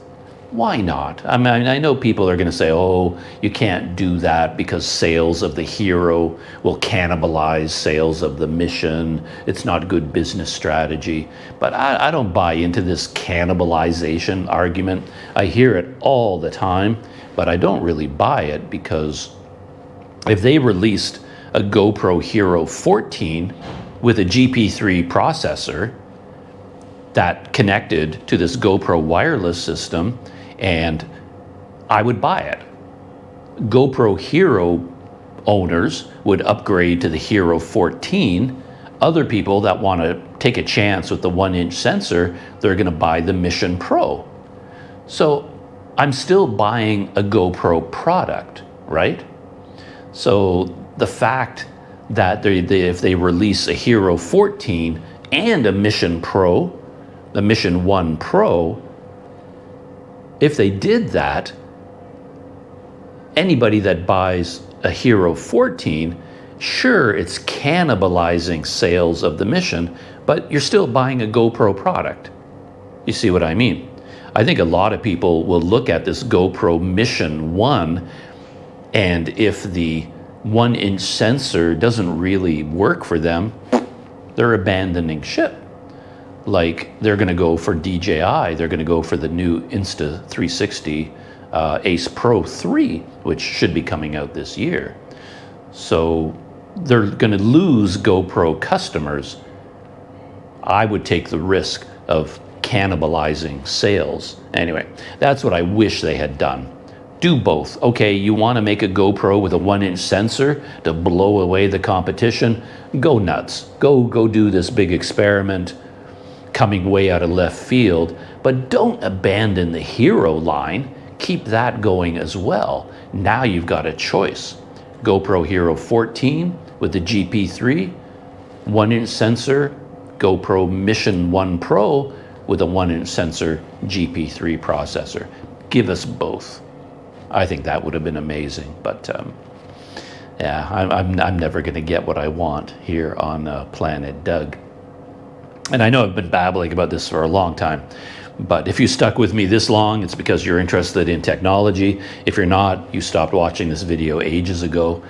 So I'll keep going. I just saw this morning a video from a guy who does micro four thirds rumors or leaks of all kinds. Basically, he does camera leaks on his YouTube channel, and he posted a video that Insta360 is about to launch a micro four thirds camera, and this one is going to have a micro four thirds sensor and the micro four thirds mount for micro four thirds lenses. Right? So I find that fascinating because another one of my pet peeves going back a decade is that the big camera manufacturers were ignoring vlogging for the most part. Sony, Nikon, Fuji, Canon, all the big camera companies, they've stayed focused on photography. And for vlogging, for video, they would throw us a bone from time to time. They take one of their photography cameras and they kind of tweak it a little bit and say, oh, here's your vlogging camera. But they're not taking it seriously. Stabilization in particular is just not usable. Two things, basically. Stabilization isn't good enough. Field of view isn't wide enough. So none of these vlogging cameras have worked at all. So basically, Nikon, Canon, Fuji, Sony, they've ignored the vlogging market. I guess they don't think they can make money there for the most part. But now what we're seeing is the action camera companies, Insta360, GoPro, I think they're seeing there is a market there. So rather than the camera companies moving into this new market, it's the GoPro companies, Insta360, DJI, they're the ones moving into camera territory. They're taking advantage of this empty space. So now you see GoPro, they're making an interchangeable lens system based on micro four thirds. Insta360 is about to release a mirrorless camera. And I'm hoping that because it's Insta360, this will be a video camera, first and foremost, with excellent stabilization, excellent audio systems, and excellent field of view possibilities because you've got interchangeable lenses. So I'm hoping that this is signaling a shift where all of the vlogging companies, the action camera companies, this market that the big camera companies have ignored, they're going to take over. And because they are video companies first and foremost, we're finally going to get good vlogging cameras. I mean, this GoPro ILS, the Mission ILS, that's not a vlogging camera. So like GoPro missed the boat on that. But the fact that they're using micro four thirds lenses is like breathing new life into the micro four thirds market. And now Insta360 coming out with a micro four thirds camera of their own, that's very, very interesting. That's more life into micro four thirds. This camera system that everybody was saying is dead, is a dead end. And the biggest problem there, by the way, is that Olympus and Panasonic, they abandoned their roots because the main advantage when micro four thirds was launched was how small and light they were. Small lenses, small camera bodies, much smaller than the competition. But over time, their camera bodies have just been on steroids. The new Panasonic micro four thirds camera bodies, they're huge and heavy. So full frame cameras are actually smaller and lighter than the micro four thirds cameras now, which is completely insane. But now we're seeing a move up from action cameras into micro four thirds, and they're starting from the point of view of small and light. So I'm hoping they're going to go back to micro four thirds basics. and they're going to focus on keeping their cameras as small and light as possible to match with the small and light Micro Four Thirds lenses. But of course, this is going to take time. It's not like, oh, this fixed all of my problems, that tomorrow I can go buy the Insta360 perfect vlogging camera. That's not going to happen. But I see something very interesting and very promising there in the world of Micro Four Thirds, which, as I said, everybody would have told you, other than it's a very niche market, it's a dead end. Suddenly it's coming to life, which is really, really weird, but also very interesting. And if all of that camera talk was not enough, not exciting enough, this morning I woke up to an absolute blizzard of YouTube videos about the new DJI Pocket 4. I guess I knew the Pocket 4 was on its way, but I lost track of it. I wasn't thinking about it. It was actually last night I saw the first videos popping up on YouTube. Potato Jet posted a review of the Pocket 4, comparing it, of course, to the legendary Pocket 3. And then this morning, everybody posted their videos. So I've been watching all these videos about the brand new Pocket 4. And yeah, it looks amazing.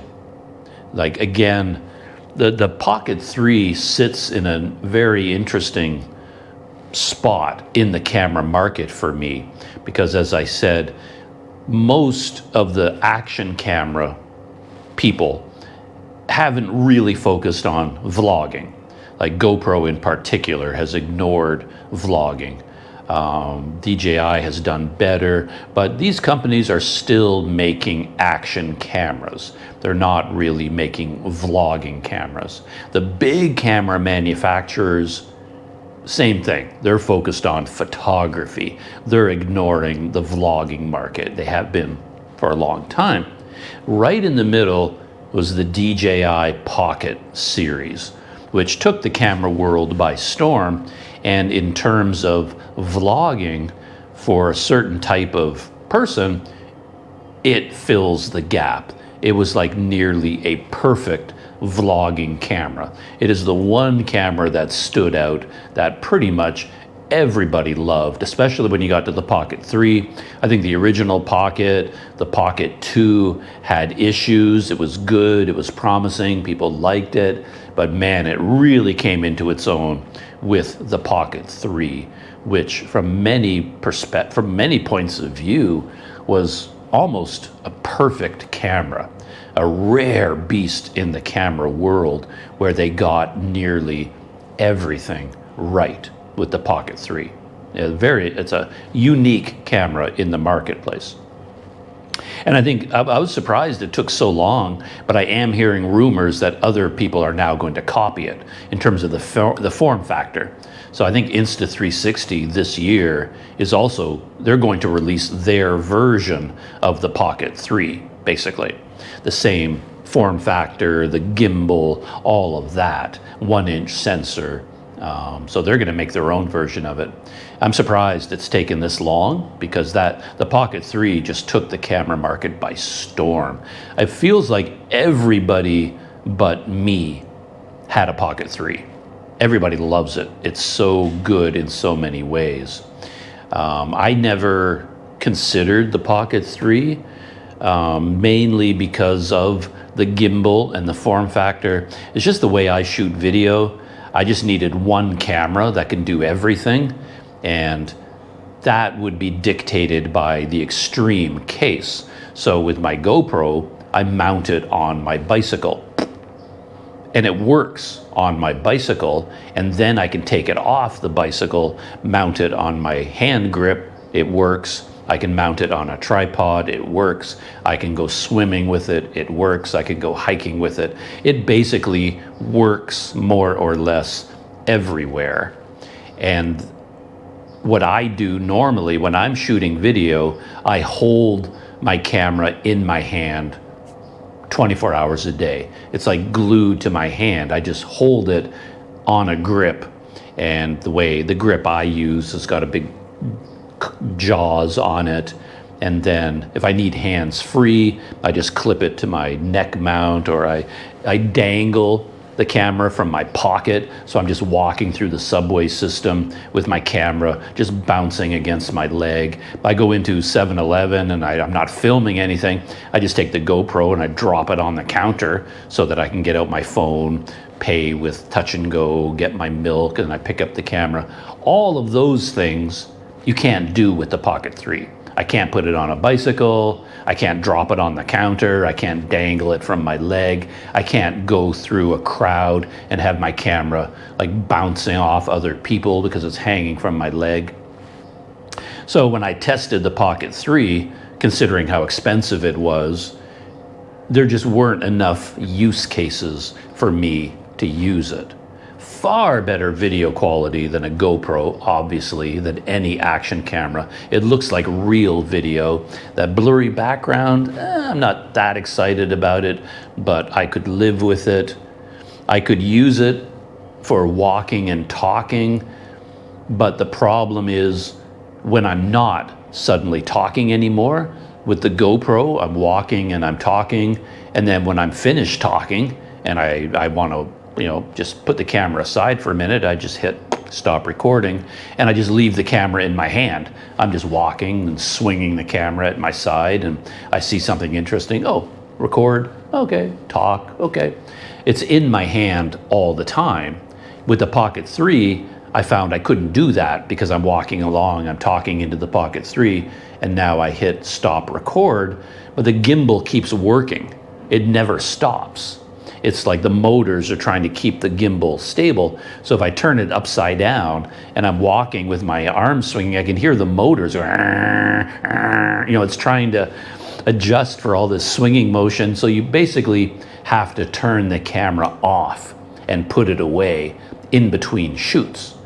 And that's why I couldn't use it, because you're walking along, now I'm done, turn it off, wait for the gimbal to go back into position, put it in its case, put it away. Now you want to film something, oh, you got to take it out of your pocket, take it out of the case, turn it on, record again. And that just didn't fit into my workflow.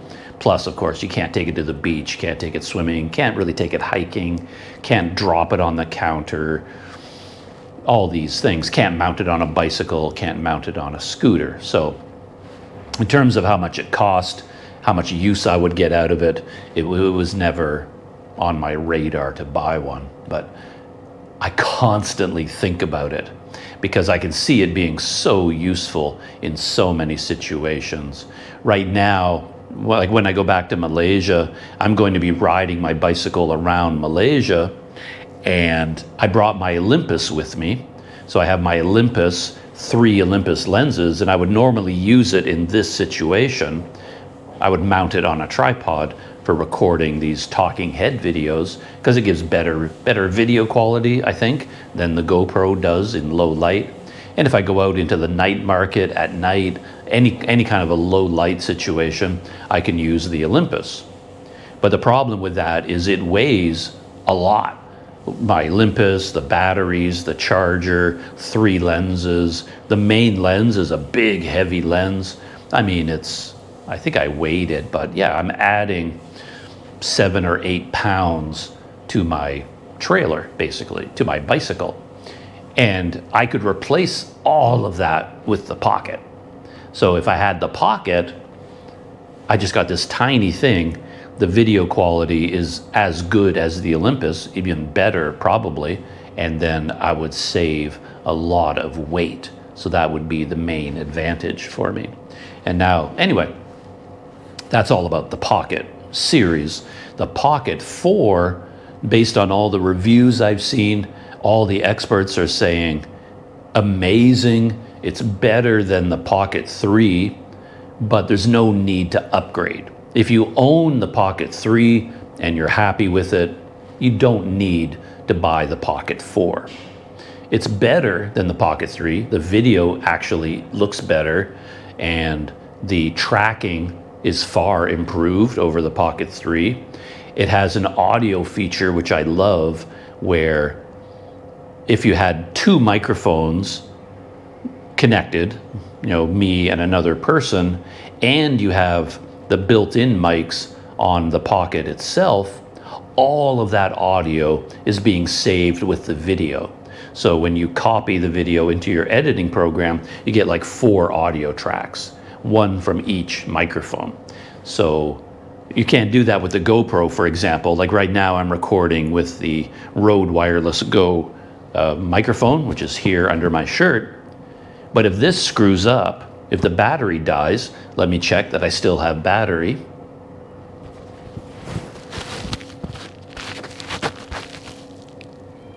Yep. So, but if this microphone dies, I have no audio. But with the Pocket 4, you still have audio because you're recording audio from all the microphones all at once, and it's all being saved, embedded with the video. For someone like me, that is incredible. I love that feature. Most other people in the reviews, they don't even pay attention to it, but for me, these convenience, usability features are far more important than, 960 slow motion frames per second, or, the low light black saturation is slightly better. I can use D-Log instead of D-Log M. Things like that. That's what everybody gets excited about. It's like, better video quality. I don't care about that. The video quality is good enough already. All cameras give amazing video quality. I don't care what camera you're talking about. So you don't have to worry about video quality anymore unless you're a cinematographer working for, a big budget operation. But it's all these usability features. That's what I'm excited about. So the Pocket 4 looks amazing. So yeah, I was just chatting with Wander Eats, Daryl, my friend in Kuala Lumpur, and I was writing to him that Pocket 4, that's peak camera tech right there. Makes you want to go to your couch cushion, start digging around in the background, looking for any extra coins, like scraping up any money you can to buy one of those, because that's a pretty amazing camera, even for someone like me, because I would use it for this, talking head. I would use it when I go out at night for low light, walk and talk. I would have to have both. Of course, I would have to have the Pocket 4 and a GoPro at the same time, clearly. And the savings in weight would be amazing compared to carrying my Olympus system. So yeah, if I had a magic wand and I could turn my Olympus into a Pocket 4, I'd probably make the switch at this point. Just the advantage of having a much smaller, lighter system that gives equivalent video quality, right? But who knows? The GoPro Mission 1 Pro, low light capability, add that, no overheating, 1-inch sensor, amazing video quality. Assuming it works with the new media mod, the new microphone system, the GoPro Mission 1 Pro could be an amazing vlogging camera. It could be, but it really depends how they implemented that 1-inch sensor. And we have to wait until we see the testing. I think the camera is being officially launched 2 days from now. It's April 17th as I record this, and I think it's being officially launched April 19th, and then the embargo will be lifted and everybody can post their initial review videos. Most of them will be positive, of course, because GoPro will have reached out to all the famous YouTubers and say, hey, if we send you a free camera, will you review it? Or they pay for reviews, who knows what they do. But of course, the early reviews are going to be overwhelmingly positive. They always are. And then, got to wait for a month or two. Regular users start posting videos, and then we'll find out. This 1-inch experiment from GoPro could be huge success, huge upside if they get it right. But it could also be a disaster. It could be a total failure. It'll be really interesting to find out what happens in the end. No deep dive for this topic, but I thought since I'm here, since I'm talking, talk about YouTubers a little bit. I don't have detailed notes about any of this stuff, so I'm just going to be talking off the top of my head. I started following Tread the Globe. That is the British couple who traveled around the world. I think they said they did an 8-year journey in their previous van. I don't know if they had the same van the whole time. This is the van Trudy. They're quite well known here in Malaysia. They had one video I remember that went so viral for them, where they were pulled over by some Malaysian traffic cops and then given a ticket for something. It may have been speeding, who knows. And the cop came up to their van window, and in their interaction, there seemed to be an opening for a bribe. Like, hey, we can, if you just pay me some money, all this can go away. Anyway, they posted a video about that, and of course it kind of went viral here in Malaysia, or there in Malaysia, since I'm not in Malaysia right now. And there's a lot of talk about corruption and the police and this and that. So they kind of became very well known because of that video. And they did a lot of traveling around Malaysia in their van that they called Trudy. And recently I noticed that they came back to Malaysia. I didn't know they were doing this, but while they were in the UK, they had purchased a Toyota Hilux, a 4x4 truck there in Kuala Lumpur in Malaysia, and they had hired a local Malaysian company to convert it into a camper. So they were starting with the base of a 4x4 truck and then putting a big camper box on the back and adding a bed and a kitchen and tables and chairs and a bathroom, air conditioning, turning it into basically a motorhome. And then they started posting videos when they flew back to Malaysia, and then they went to this company to check up on the work and monitor it and make suggestions. Oh, can we change this? Can we change that? And they had to do quite a few things, like add new, beefier suspension, bigger tires, better brakes because of all the extra weight. So I've been watching all these videos about them fitting out their new truck. So that's all kind of interesting. When you read through all the comments and watch all their videos, I think the general consensus, the take is that the final product, it's not that great, especially when you compare it to dedicated camper vans. Since I watched all these videos and I've been doing research, I've started getting YouTube suggestions about camper vans. So I've actually watched all these videos about the new modern camper vans, and they are extraordinary. BYD in China just released kind of a new all-electric one. The entire roof consists of nothing but solar panels. And I've seen all these videos giving walking tours of how these things work and how they're designed, and they are astonishing. The technology packed into these things is kind of mind-blowing. And then you walk into one of these things, it's like you're walking into a luxury apartment on wheels. Unbelievable design features. Incredible. The space inside, the beds, the tables, the kitchen, everything, the bathroom, so beautifully designed, so much I could go on and on. I had no idea camper vans had evolved to this stage. They're incredible. And you compare that to their converted 4x4, the comparison is not good. You can't help but think, yeah, this may have been a mistake, especially when you get these two people. They're not small people. The man in particular, he's a 6'3". He weighs a lot. He's a big, round guy. He needs a lot of space and a lot of room, and just getting in and out of the back of this camper van built out of a truck. I mean, they can't even get into it without raising the roof. So when the roof is down, which is the normal mode for driving. And I guess what the reason they did that, they really wanted this roof that goes up and down because it makes it lower, and that allows them to put it inside a container when they ship it from country to country by boat.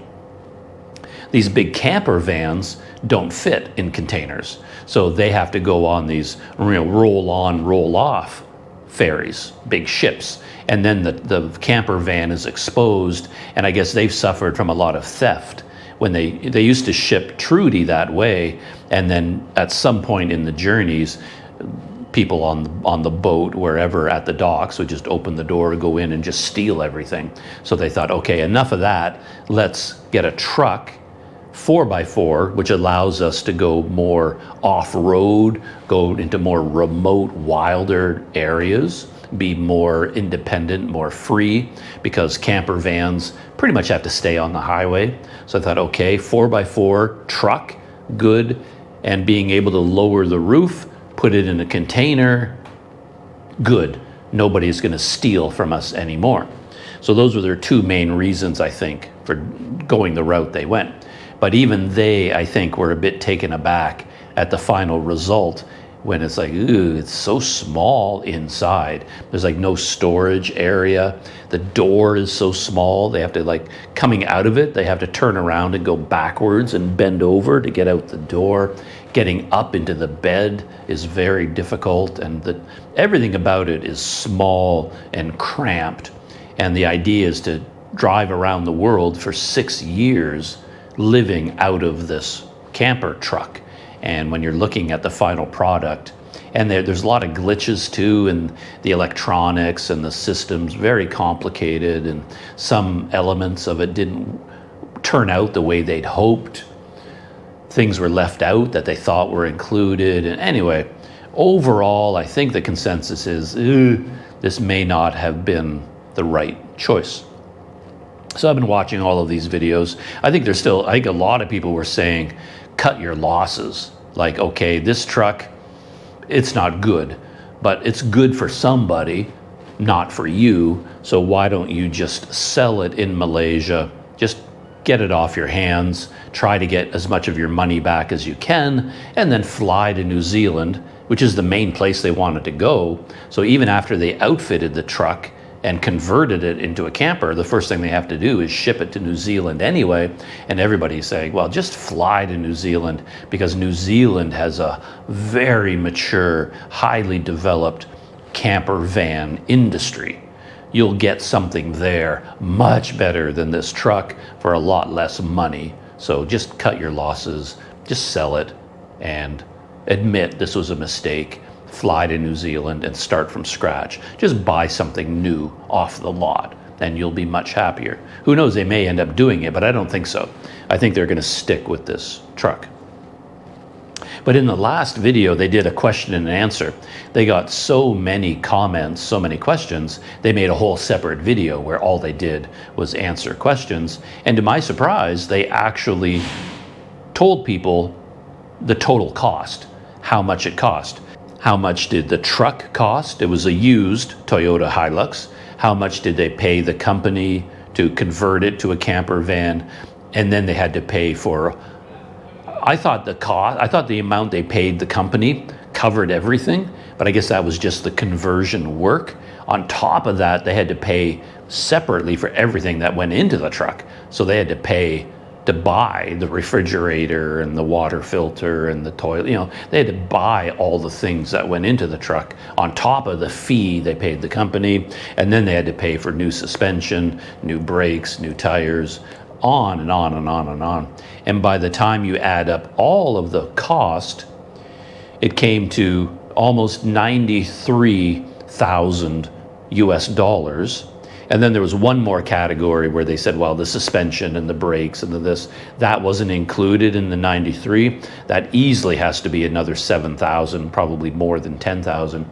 So you're looking at 100,000 US dollars that they paid to get this camper truck, which in the end, doesn't even seem that suitable. So I was really surprised. I guess I'm not familiar with money, with business, with what things cost, but I thought, man, $100,000. That was more than I expected.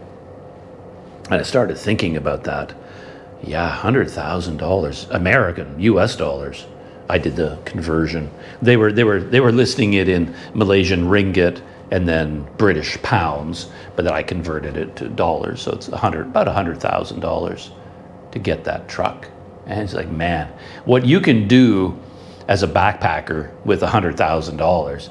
I mean, with that much money, I'd be traveling everywhere in the world for the rest of my life, living large. You know, I mean, that's a lot of money to pour into a truck like that, especially when the truck isn't really working for you. But anyway, so that's Tread the Globe. I don't think they've posted another video since they did the question and answer. Interestingly, they post one video a week, I guess every Sunday or every Saturday. And then that's kind of interesting because, you know, in the question and answer, you know, somebody asked them, well, why, they get this question all the time. I can't remember their names, but this couple, married couple, the woman, she does all the driving, and the man, he doesn't. He never drives. Well, he does drive, but he's never driving when they're on camera. So people are curious about that because that's a reversal of the normal roles. Normally men drive and then women are generally happy to let them drive, and the women will be the navigators. And then when the man is freaking out in traffic and the woman is like trying to calm him down, you know, navigating. That's what I grew up with my mother and father, you know, driving around. My dad drives and gets impatient and angry, and my mother's there trying to keep things calm and relaxed. That's the normal dynamic. But they have it reversed. And people ask about that, and then he talked about how, well, the main reason we do this is because I do the filming. She doesn't really, Marianne, that's her name, I think Marianne doesn't enjoy filming or editing. He does. So by default, they divided the labor. She drives, he shoots video and does all the editing. So he says, well, while she's driving, I have so much to do. This is what the point I was getting at. He's like, oh man, I'm so busy filming and cameras and microphones, and you know, I have all this work to do, and oh man, it's such a huge job. And I could relate to all of that in terms of the time commitment, but then I realized, well, they post one like 30, 40-minute video a week. And then I started thinking, hey, that's not that hard, right? It's like one video per week, and they let months go by without posting any videos at all until the new journey begins. And then while they're traveling, it's one video a week. So how much filming is that, really? So I was thinking, I don't think you're nearly as busy as you say you are. I mean, I have this habit because I think of my videos more as daily journals or semi-daily journals. I'm sort of filming all the time, so I end up with a lot of videos. So I spend a lot of time filming. I'm filming constantly day and night and editing constantly day and night. It's all I do with these Planet Doug videos. But when he was talking about how busy he was filming, I kind of went, really? I don't know about that. Because yeah, one video a week, man, that would be such a nice schedule. I wouldn't even know how to make one video a week because, yeah, I'm so focused on tiny details. I'd like to film daily life. And there's just I wouldn't, like if I sat down right now and said, okay, Planet Doug is now one video per week, every Saturday, and then I have a whole week to put into one video, I wouldn't even know what to do with myself every day. It's like, well, then what are you filming? Like you film 5 minutes of video per day? What do you do with the rest of the day? Because I'm filming all the time. Anyway, I thought that was kind of interesting. But anyway, those are my thoughts on Tread the Globe. The other big YouTube story for me, this may not be of wide interest, but I'm very connected with the American Hobo YouTube channel. I met Daniel in person when I was in Kuala Lumpur, and I've been following his journey quite intently because he started cycling on a very inexpensive bicycle in northern Vietnam, and he had a 1-year project to cycle through Southeast Asia and post a video every single day. That was his 1-year project.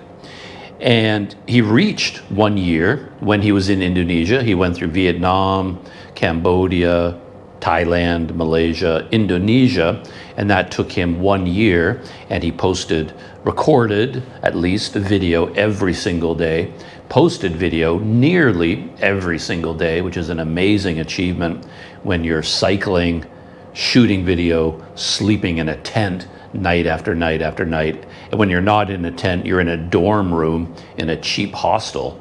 It's incredible what he was able to do. And he did have plans beyond the 1 year to keep cycling.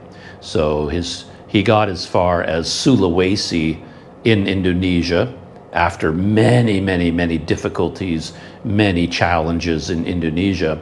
He got to Makassar in Sulawesi. And the plan from there was to cycle Sulawesi, then hop on a boat to Borneo, ride through Kalimantan, the Indonesian side of Borneo, then cross the border into Malaysia, cycle through Sabah, Sarawak, the Malaysian side of Borneo, and then at the far end, take a ferry to Mindanao in the Philippines, and then cycle through the Philippines, and then on with his eye on Australia, New Zealand, and then basically cycling around the entire world as the American Hobo and shooting videos. So that was the plan. But he decided to change course. He had a few reasons for doing this, like personal reasons, some like personal stuff he had to take care of back in the United States. And it would have been difficult to take care of it long distance. So when he was in Sulawesi, he was looking at the bicycle journey and he thought, nah, let's stop cycling for now. And he gave away his bicycle. And then just now, like just today, in fact, he flew back to the United States.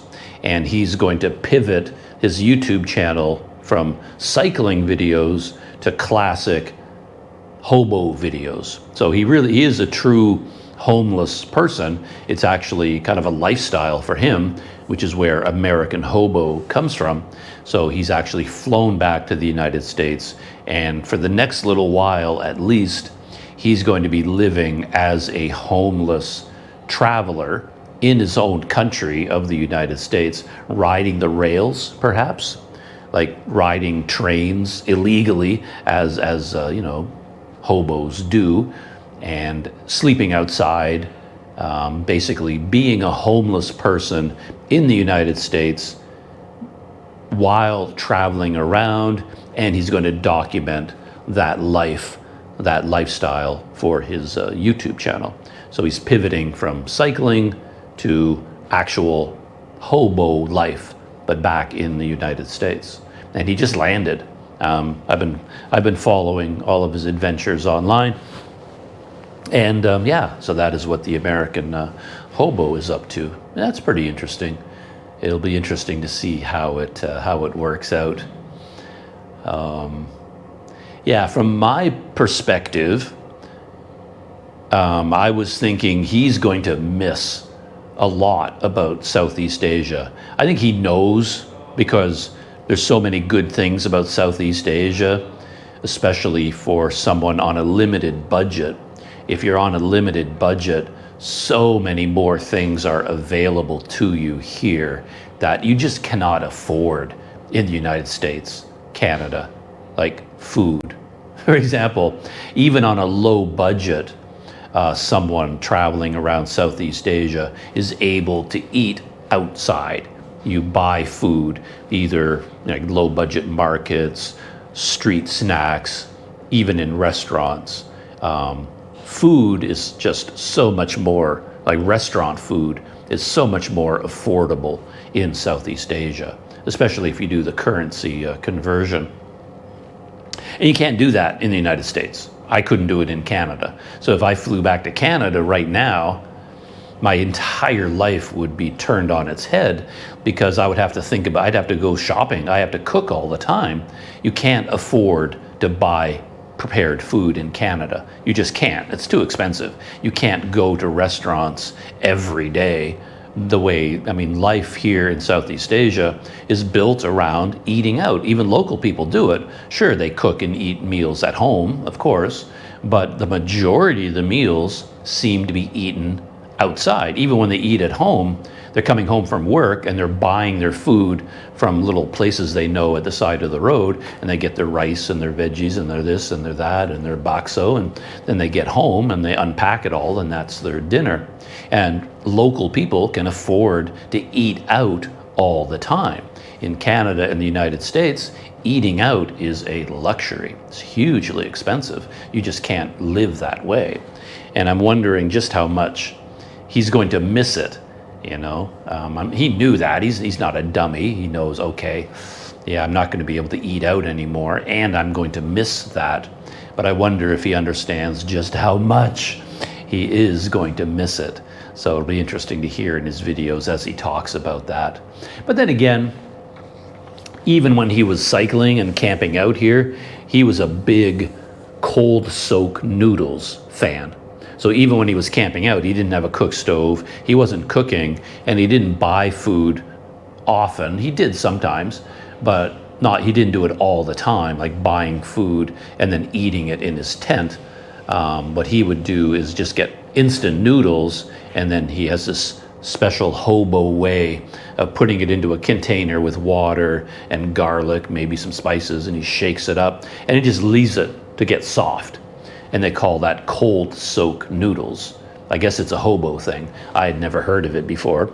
But rather than boiling the instant noodles, you just let them get soggy and then you eat them. And that would be his dinner much of the time. And so even here in Southeast Asia, he wasn't hitting the restaurants all the time. He was doing the cold soak noodles quite a bit as well. But of course, I was thinking about that because I recently came here to Dumai from Malaysia. And when I came here to Dumai, the prices just went so far down. And I'm really enjoying that.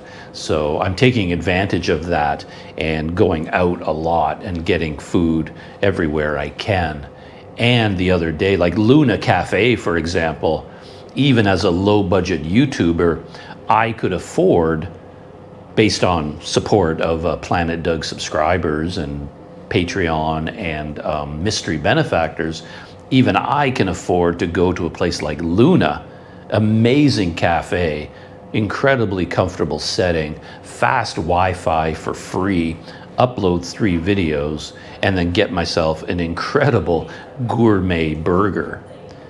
And I mean, that doesn't exist in Canada except for billionaires. You know, that's how millionaires live in Canada, in my humble opinion, in my experience. But yeah, so I was contrasting that because I'm thinking of Daniel. Now he's back in the United States. He's going to be hoboing it, sleeping in hammocks. He's got his hammock back, and then cold soaked noodles. And here I am at Cafe Louna. So he's trying to upload videos at the public library, probably. He talked about that in the United States. He's currently at the airport, and he has to use the airport Wi-Fi to upload a video. And there I am at, you know, the amazing Louna Cafe, in luxury, in comfort, eating amazing food. And I'm thinking, yeah, you're not doing that back in Canada or the United States.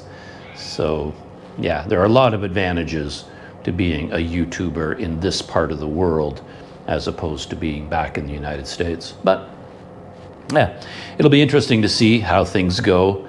Reading between the lines, I think Daniel, he was looking at other like homeless videos on YouTube, because there are some people, there's a scattering of these hobo YouTubers. It's very popular on YouTube right now.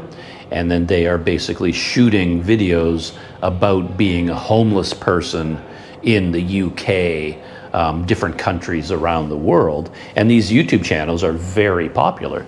People are interested in that lifestyle and getting a window into the homeless world, the homeless community. So I think when he was cycling through Southeast Asia, he wasn't really at the heart of the hobo world anymore. He was much more of a backpacker.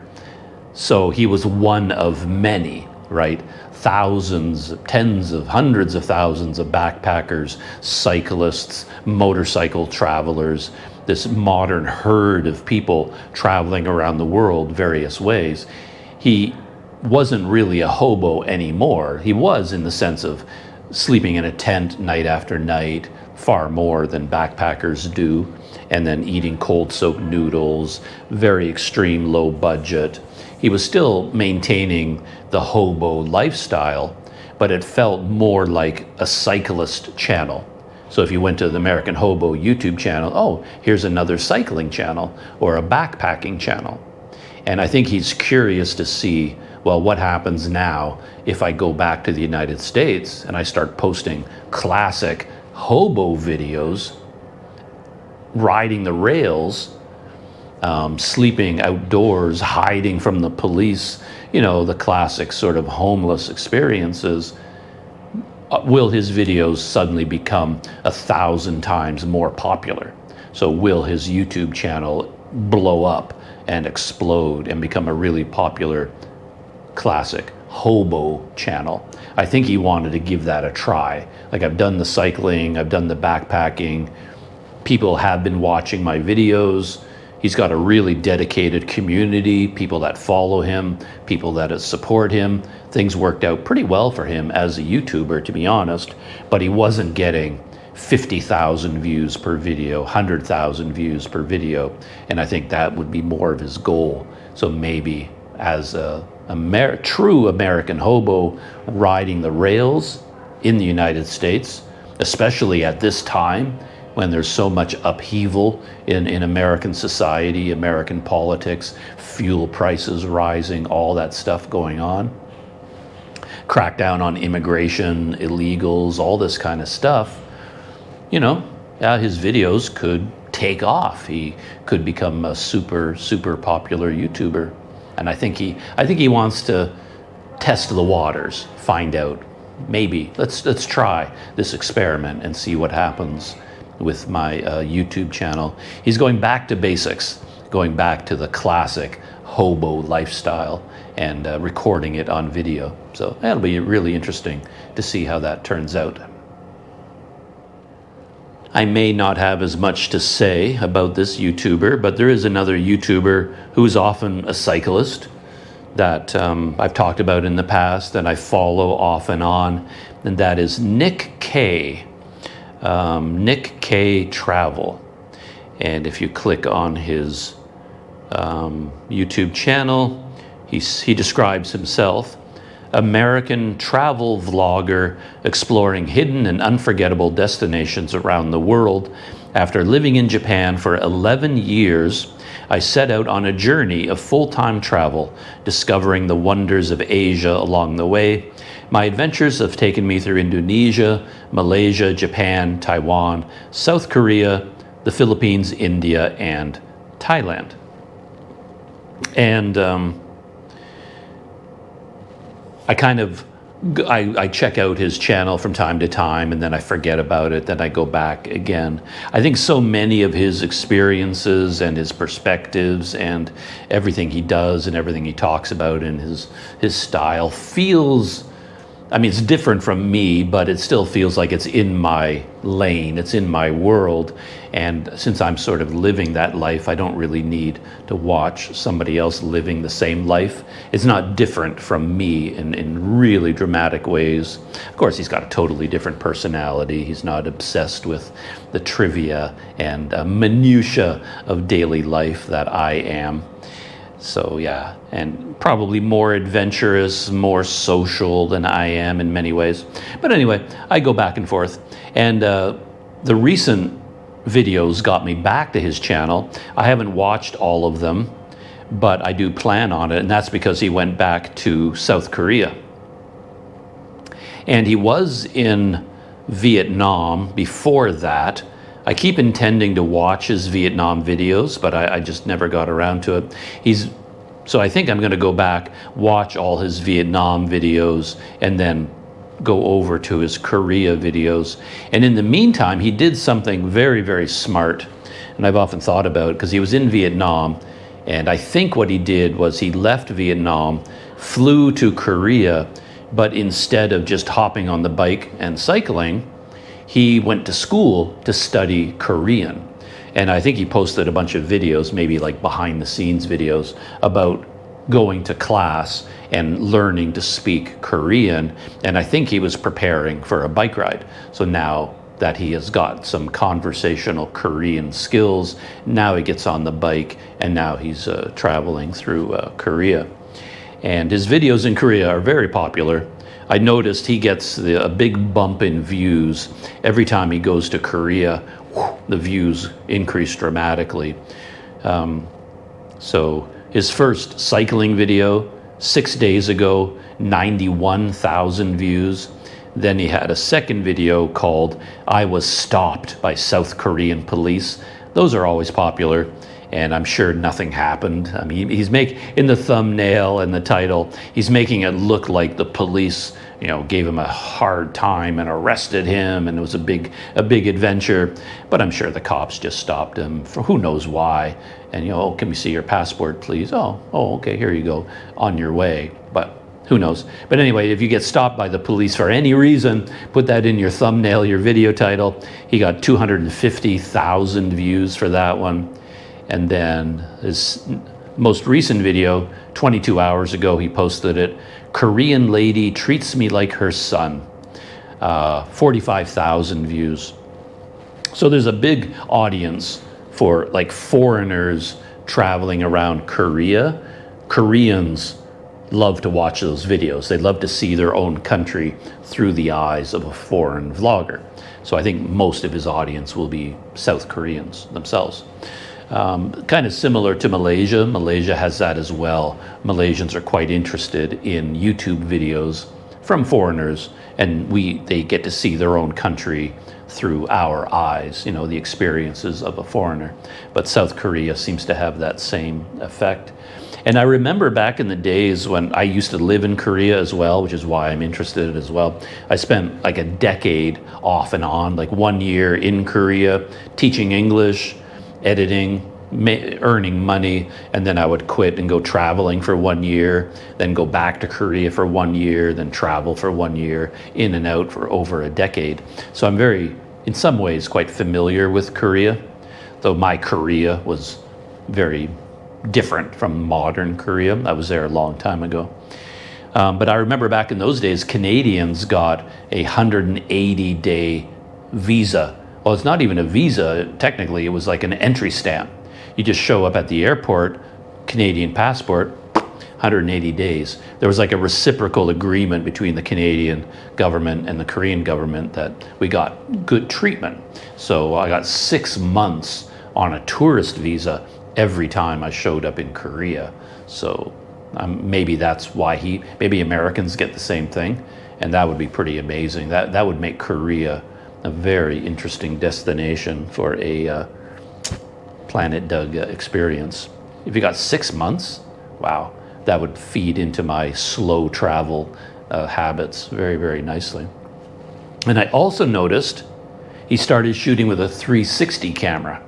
The one video I started watching from Korea, he talked about it, that he did say in the video comment or something, I started using a 360 camera, and he said takes a lot longer, or it takes longer to edit the video, but he thinks the results are worth it. So we'll see how long he sticks with that, because 360 cameras are really incredible for a vlogger. I want to use my 360 camera all the time, but the reframing of the video is such an immense time commitment. It takes forever. And I try because I see the advantages of 360 video. The video quality with I have it right here. my X3. The video quality is poor compared to even a GoPro. So you've got much poorer video quality, but yeah, the ability to reframe afterwards is so nice. Yeah, there's so many things I don't get on video because I'm walking down the street, my GoPro isn't running, and then somebody comes up to talk to me. It's really awkward to try and get them to stop whatever they're saying. Oh, wait a minute, let me turn on my GoPro and hold it out here and then aim it at us. And then I'm talking to this person and I'm constantly looking at the GoPro like, oh, I got to adjust where it's pointing. You know, it's like, oh, are we in frame? And it's weird. But with a 360 camera, you don't have to do that. You just hold the stick, and your attention is entirely on the other person. You're much more in the moment. You just let the camera record. You don't have to think about the camera. But then you pay a penalty because the next day you spend the entire day from dawn till midnight doing nothing but reframing the 360 video. And that's before you even start editing. It basically adds a full day of work to your editing workflow. One whole extra day per video. And that's just too much. So every time I've tried to make the 360 camera the focus of my video, I end up quitting because it's just too much work. But he's giving it a try. We'll see how it goes. So yeah, that's Nick K, and I think that is the last YouTuber I'm going to talk about in my morning coffee video. I've only had one coffee so far. This is the coffee I'm drinking, by the way. Local Indonesian brand, I think, Kapal Api. And this is different video from the norm. I normally drink like instant coffee. It all dissolves in the hot water. You put in coffee, like freeze-dried coffee, and you pour in hot water and you drink it, and at the end your cup is empty. But this is the kind of, it's real coffee grounds so that it stays in the cup. Scared the life out of me. Yeah, this hotel is very rough around the edges these days. You got a lot of slamming doors and got a lot of action out there in the hallway. Anyway, someone just slammed a door. I thought my door was going to blow open. Anyway, yeah, you put this in your cup and then you drink it all. The coffee grounds sink to the bottom, and you get a little bit floaties on top, so you get it's crunchy coffee. You're like chewing on coffee grinds, but it's actually pretty good flavor. So that's what I'm drinking right now. And after I finished one cup, but now I've got a whole base of sludge at the bottom. I have to empty my cup and then start over. But yeah, I bought that the other day. So I think that is me winding down. I am going to have another cup of coffee, but I have more stories I could tell. This is a little bit of a hybrid of my life in Dumai video, and then I wasn't intending to, but it morphed into kind of a classic behind the scenes video talking about technology, Planet Doug videos, and yeah, just my daily life, stuff like that. And then talking about YouTubers. I haven't looked at the clock, but I'm assuming this video has gone on for a very long time, more like a behind the scenes video than a regular Planet Doug video. So what I'm saying is it's very long, so that shout out to the Crunch Club. You know who you are. Thank you for watching all the way to the end. Put CC in the comments to let me know. I love seeing the CC. The last few days, I think I owe people an apology because I've just been so busy since I started cycling. And then when I was in Malacca and then the visa trip to come here and life here, I just have not been able to engage as much through the YouTube comments.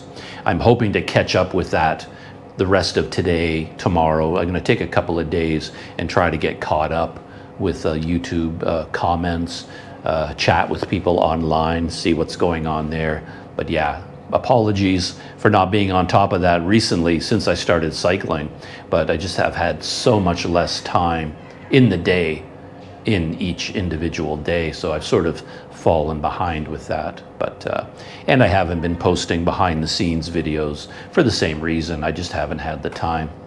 But yeah, Crunch Club, you made it this far. Awesome. And as always, a shout out to everybody out there who has been following my small adventures on Planet Doug and supporting the channel through all the platforms that I've developed recently. Of course, there is Patreon. Shout out to all of my loyal, very loyal Patreon members. Love you guys. You make all of this possible, of course. And yeah, Touch and Go, my Touch and Go supporters from Malaysia, you guys are amazing. Again, you make what I'm doing possible through the Touch and Go e-wallet. Appreciate that very much. And I have a small but loyal coffee buddies over there on Buy Me a Coffee. I have a Planet Doug Buy Me a Coffee account set up as well. So any support I get through there, thank you very much. Much appreciated. Yeah, shutting down, getting to the end of the video, and as always, I'll see you in the next one.